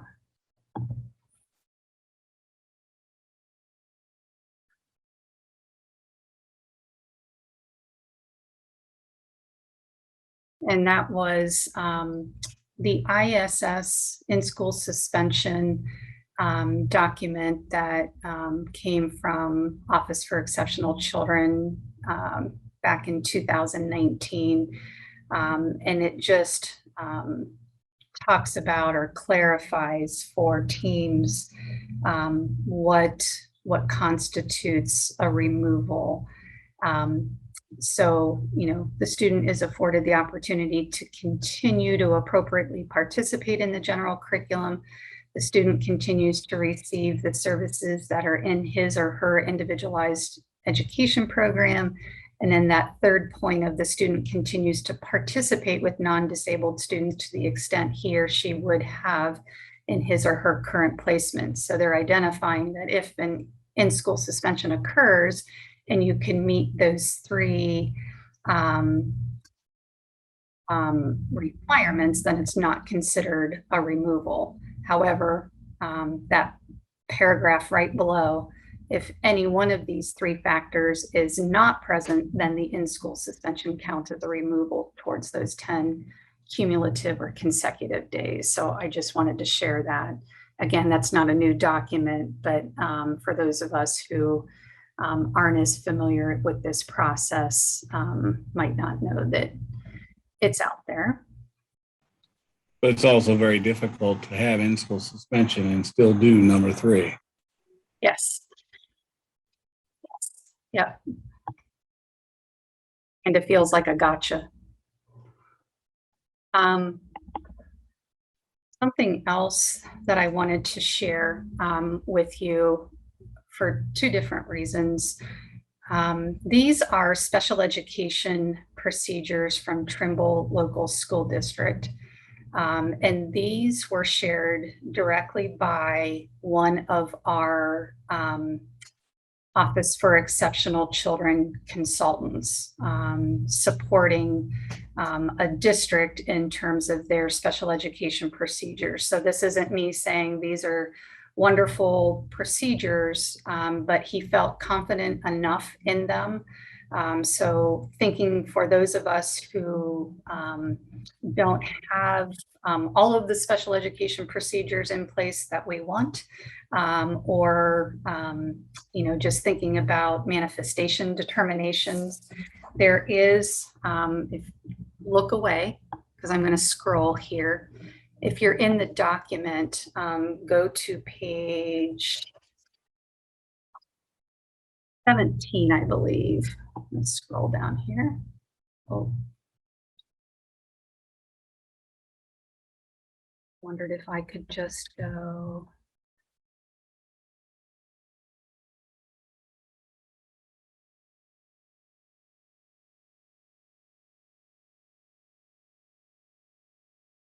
So starting on page 18, they talk about students with behavioral needs. They identify FBAs, BIPs, and then they start referring to the, oops, sorry. Got too many things on my screen here, hiding my bar. Then they jump into violations of student conduct, going right into the manifestation determination, the 10-day rule, the hearing procedure. So again, if you don't have a procedure, that might be something worth taking a look at, because I know these issues are going to continue to surface. And not only, when we think about our students and wanting to help new staff who are onboarding and thinking about keeping our building administrators and just those consistent practices, you have a full set of procedures that hopefully for some of you that you might find helpful. So I asked specifically if it was okay to share this document from the OEC rep who shared it, and he said, sure. So you have that. And I think one of the things that we wanted to do is just to spend some time in some breakout rooms and just to have some conversations around manifestation determination, functional behavior assessment, and just kind of what your current practices are, what's working, what's not working, what you need more of. So I am going to go ahead and open up the rooms. There's a SST consultant who is going to pull up a document for that has the questions, so you're not trying to navigate that part of it and you're not worrying about filling in information, but it's really just a time for us to kind of do a little bit of brainstorming. And so let's just take 7 minutes because I think I'm running behind and just try to go through those questions or just have some conversations around manifestation determination. So here we go. You're muted, Holly Hall. Oh, thanks, Lydia, partner in crime. So hopefully you had some good conversations. I know it wasn't a huge chunk of time. I know my group came up with some things to consider and maybe some other supporting resources to think about that we could use regionally. One of the things that we will do is we will move those forms over into the shared folder that you have so that you can, in your spare time, look up and see those wonderful ideas that were shared because you guys are probably your best resource in terms of how you share and connect with each other. But that might be just a common landing place that we can make sure that you have that information. So I want to talk a little bit about each child means each child. And we know that we started to have some conversations around this document, I believe last spring. And I'm going to kind of advance to this next slide. But one of the things that we know is each child means each child is kind of Ohio's, I guess, roadmap is the word that they refer to in the actual document to make sure that our students with disabilities receive those supports, those services that they need for success. And in that document, and I'm sure, that's bedside reading for you, there were 3 recommendations and 3 focus areas that were kind of embedded throughout. And one of them was getting to the problem early, with the focus area being development and implementation of a statewide model for integrated MTSS. So if we intervene early to assist students with those learning or behavioral needs, we'll see improvement. The second one being helping to build educators and system-wide capacity, with the focus area being really that promotion of ongoing job-embedded professional learning. So by increasing skills and knowledge, that will help to meet the needs of our students with disabilities. And then the third area, educating for a good life, was one of those recommendations, with the focus area being advancement of post-secondary learning experiences and outcomes. And so we think about preparing for post-secondary education, employment, and independent living. So if you want to jot this down on page 48 and 49 of the document, they kind of outline these kind of focus areas along with tactics and action steps. And what we were wanting to do between myself, Lydia, and then Susan Larson around family engagement, put some supports and resources, or share with you some supports and resources that kind of align to these particular focus areas. So go back here. I'm going to do a new share real quick.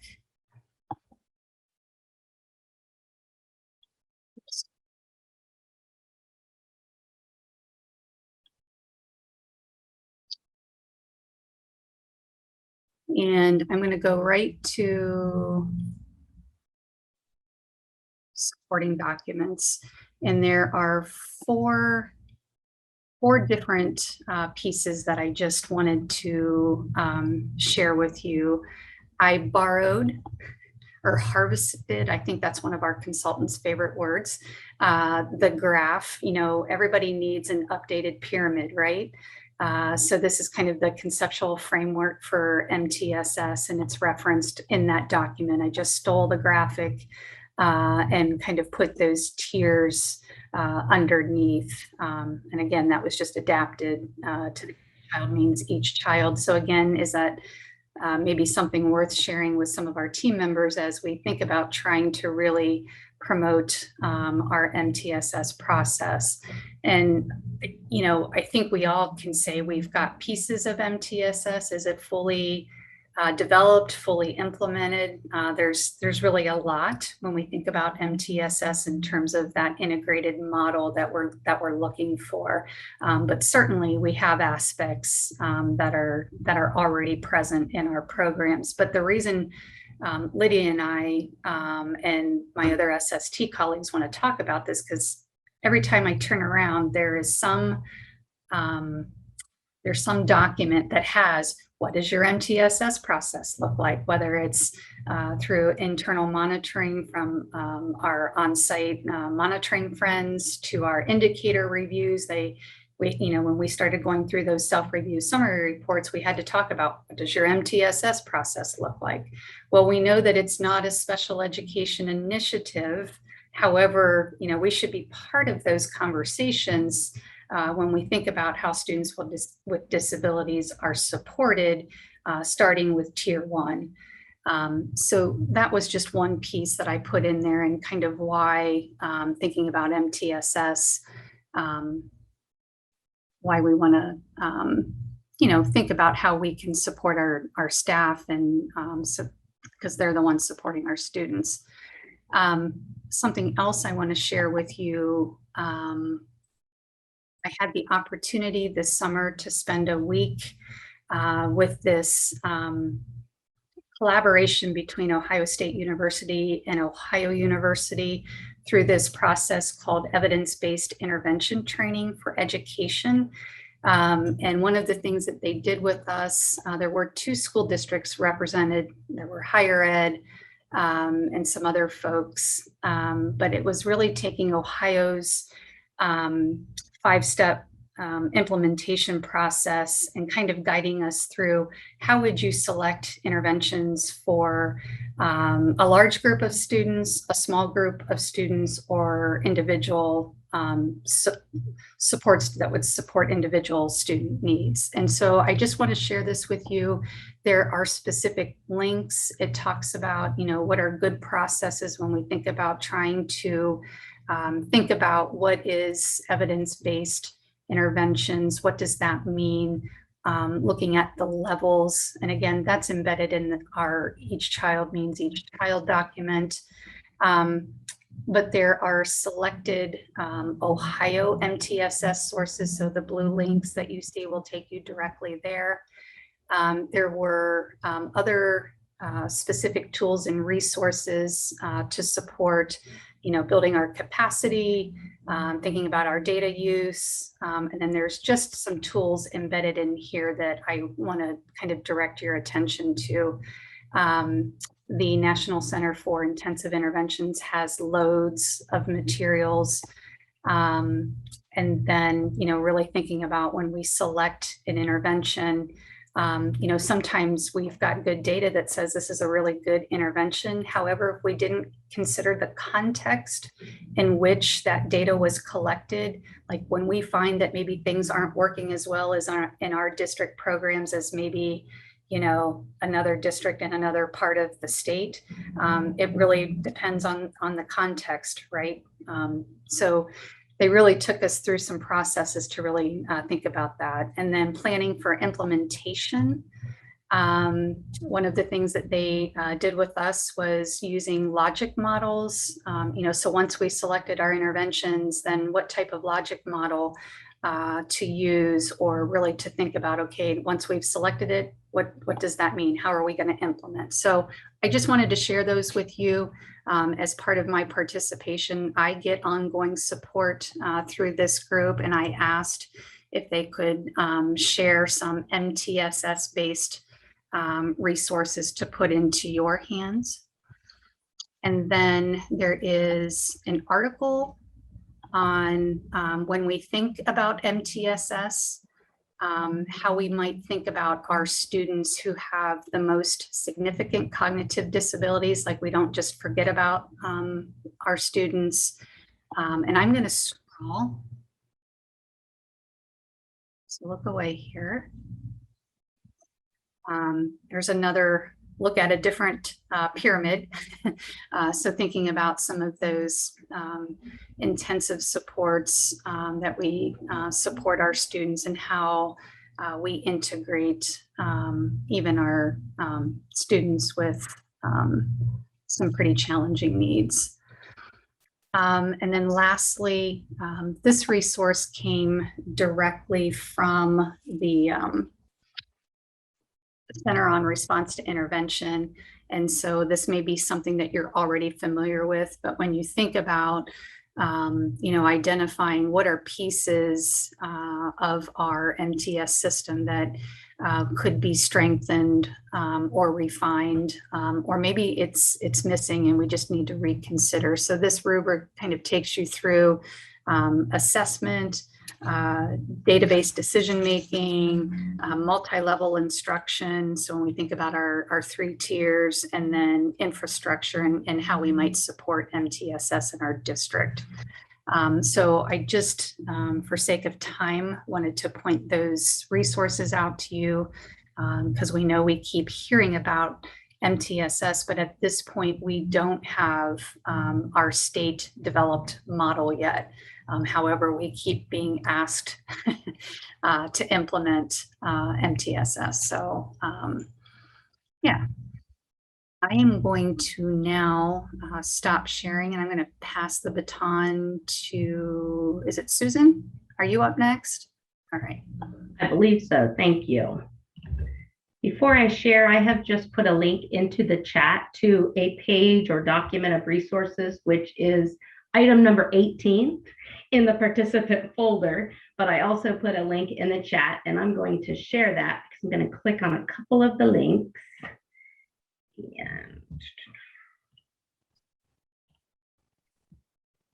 And I believe you should all see, but what I've provided, and for the sake of time, I will go through these pretty quickly for you. As Holly mentioned, linking this to the Each Child Means Each Child. In that document or resource, there are a couple of action steps for districts, community schools, and early childhood programs. And one is really to extend resources to your community, engaging families. So I have put a couple of links, and some of these you may be already aware of and using, and if not, then they're here for you. One would be Ohio's models for family and community engagement. And then the Ohio Leadership Advisory Council, OLAC, does have an entire learning module on family and community engagement. So if you have not done those, or if you have new staff or staff that need to be introduced to those are available, obviously free of charge. They just need an account with OLAC. So those links are here, and I can just quickly, if I can flip back and forth, show you. So there's the overview, and it looks like it's about 22 pages. And it does say that it has been revised. So not sure how long ago, if you have done it, it is here and available. Then I wanted to talk about the action step for district around engaging families in collaborative discussion. There, the Ohio Statewide Family Engagement Center has created a multi-tiered approach to family engagement. And I was fortunate enough to sit through a simulation, and they are coming to repeat that simulation during our regional family engagement network. So if you or a family engagement resource building leaders in your district want to attend, that flyer will be coming out. But Dr. Barbara Boone and Hadley are going to be walking us through that multi-tiered approach template. And I'll show you the template. And what they really do is they really walk through what is really your problem of practice around family engagement, and then really talking about, starting with tier 1, what are those universal needs for all families, tier 2, some families, and then individual families. And they break it down and have you really look at what's the family need and what's the school response to that. So they're going to walk through that process. I have provided for you links to the facilitator's guide and the template itself, but they are going to walk us through that on November 9th. And we will record that session. So if you cannot attend and want access to that, we'll make sure that's available as well. And then I also pulled from the National Association for Family, School, and Community Engagement, just a little piece, and these are all live links for you, but some high impact family engagement strategies that are available that you might want to look at in your buildings. And lastly, there was a communication toolkit around the Frameworks Institute, Family, School, and Community Engagement. And there are lots of resources in this toolkit for you to use around family, school, and community engagement. So Holly, I'm hoping that is a quick overview to some resources we provided and how it links to Each Child Means Each Child. And do encourage you or have someone in your districts attend that network to get even deeper information. Lydia, you're on mute. And I couldn't get to my microphone. And I just tried to help Holly. Oh, goodness. Thank you, Lisa. So I had the third area, which was provide resources, training, and coaching to students and families concerning pathways to graduation with purposefully designed transition plans for each child.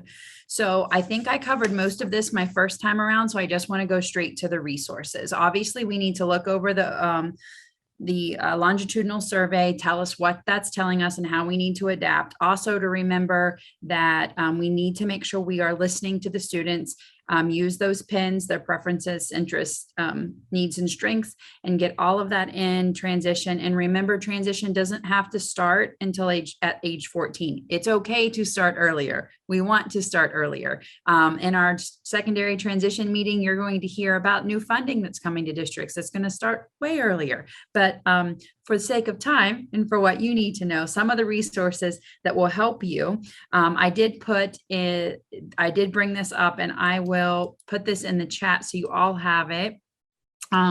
Some good resources for you is the live binder that can help you go through all of the areas of student-focused planning, family engagement, student development, interagency collaboration, and program structure. So any of those areas that you think that you maybe need to strengthen your transition plan in or transition services in, there's excellent resources there.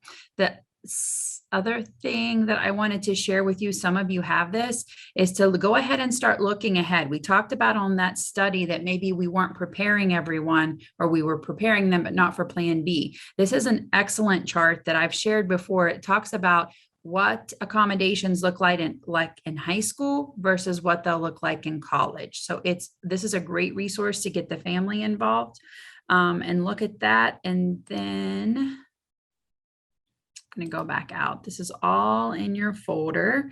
When we're looking at the students on audit and assessment, I always like to pull this up and educate our families and our team members sometimes. So when we're talking about those are going to be on audit and assessment, to start with the end in mind. We talk about graduation, further education, military, or employment, and we work through each step when we're making the transition plans. The other thing that we want to do is there is an optional form, and I know not many of us use this, but it is an optional form, and it's a transition progress report. We don't have to just talk about transition during those yearly annual IEPs. It's okay that we share out what they're doing and what we need to do better. So this is another great resource. I'm going to stop sharing just for a second, and I will put this in the link in just a minute. But a lot of the districts, I hear that you guys are working on your student focused planning, which was our homework per se for September, if you were on the secondary transition network. But a couple resources I wanted to share with you really quickly, and I'll put the link in. From Employment First, they have these pathways, the pathway to school, from school to employment, and it has all of the resources that you can share with students and families listed on the back. These are free. They'll send them to you. And the other thing, when we're talking about Employment First and we're talking about the backward planning, whether it's audit and assessed or any of our students, we have to think about, where do they want to work? What skills do they have? What do they like? How can we get them there? They came up with these, and some of you may have seen these before. It has a folder that they can keep all of their stuff in. It's got different roadmap on the inside of things they work through, and on the back of the skills that we should be making sure that they have. Skills, choices, success, friends, money, and future. This is the male, and they just came out with a female. So I'm going to put the link in there. I requested these last month and I already have them. So if you want to use these, or you think this would be good for transition and it helps get the family and the student involved and keep it on top of their thoughts, that would be wonderful.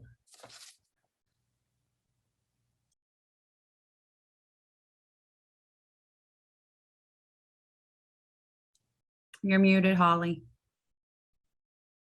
I think I might be getting a little tired, as I'm sure most of you are as well.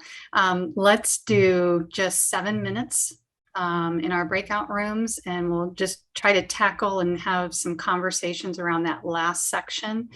And I'm going to go ahead and open the rooms.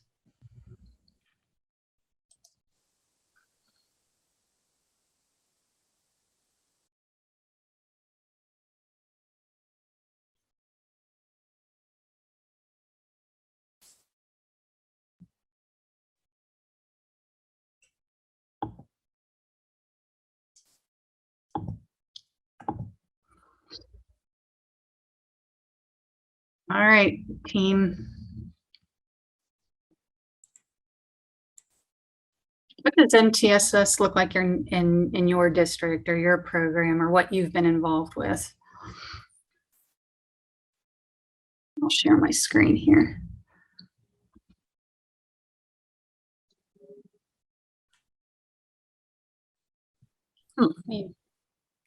I'm new to Edison, so I can say it's, even though.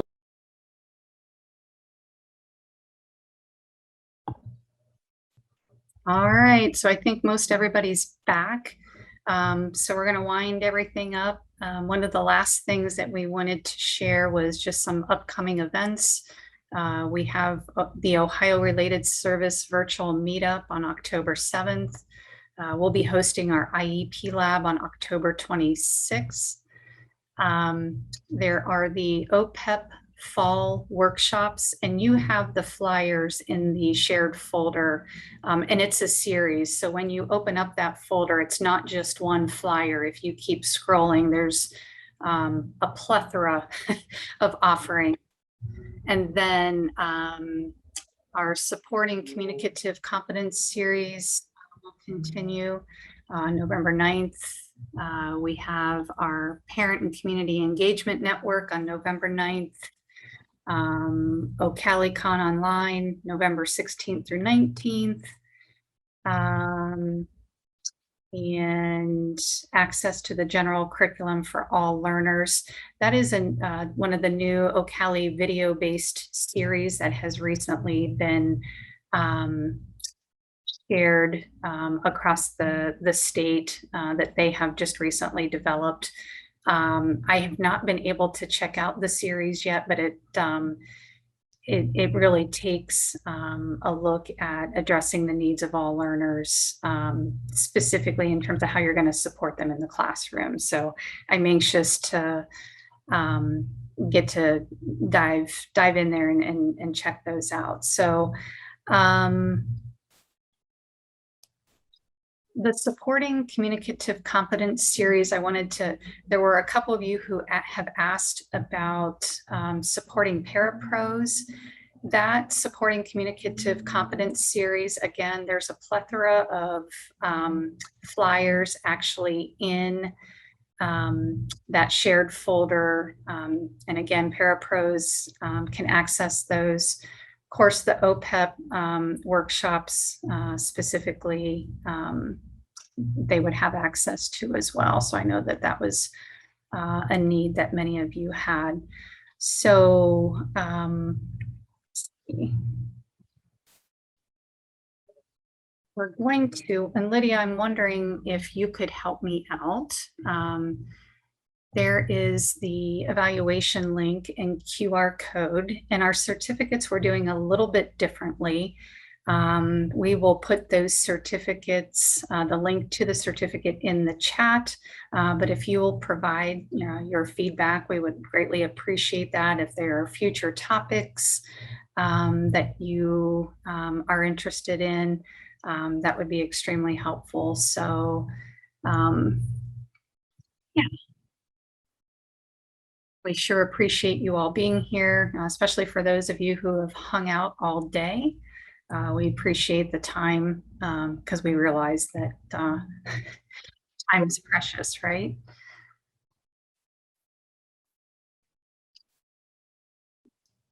Okay, I put the link for the certificates in the chat. Thank you. Mm-hmm. You're the best. I think some have already logged off, but I'm sure they'll let us know if they need it. Yeah.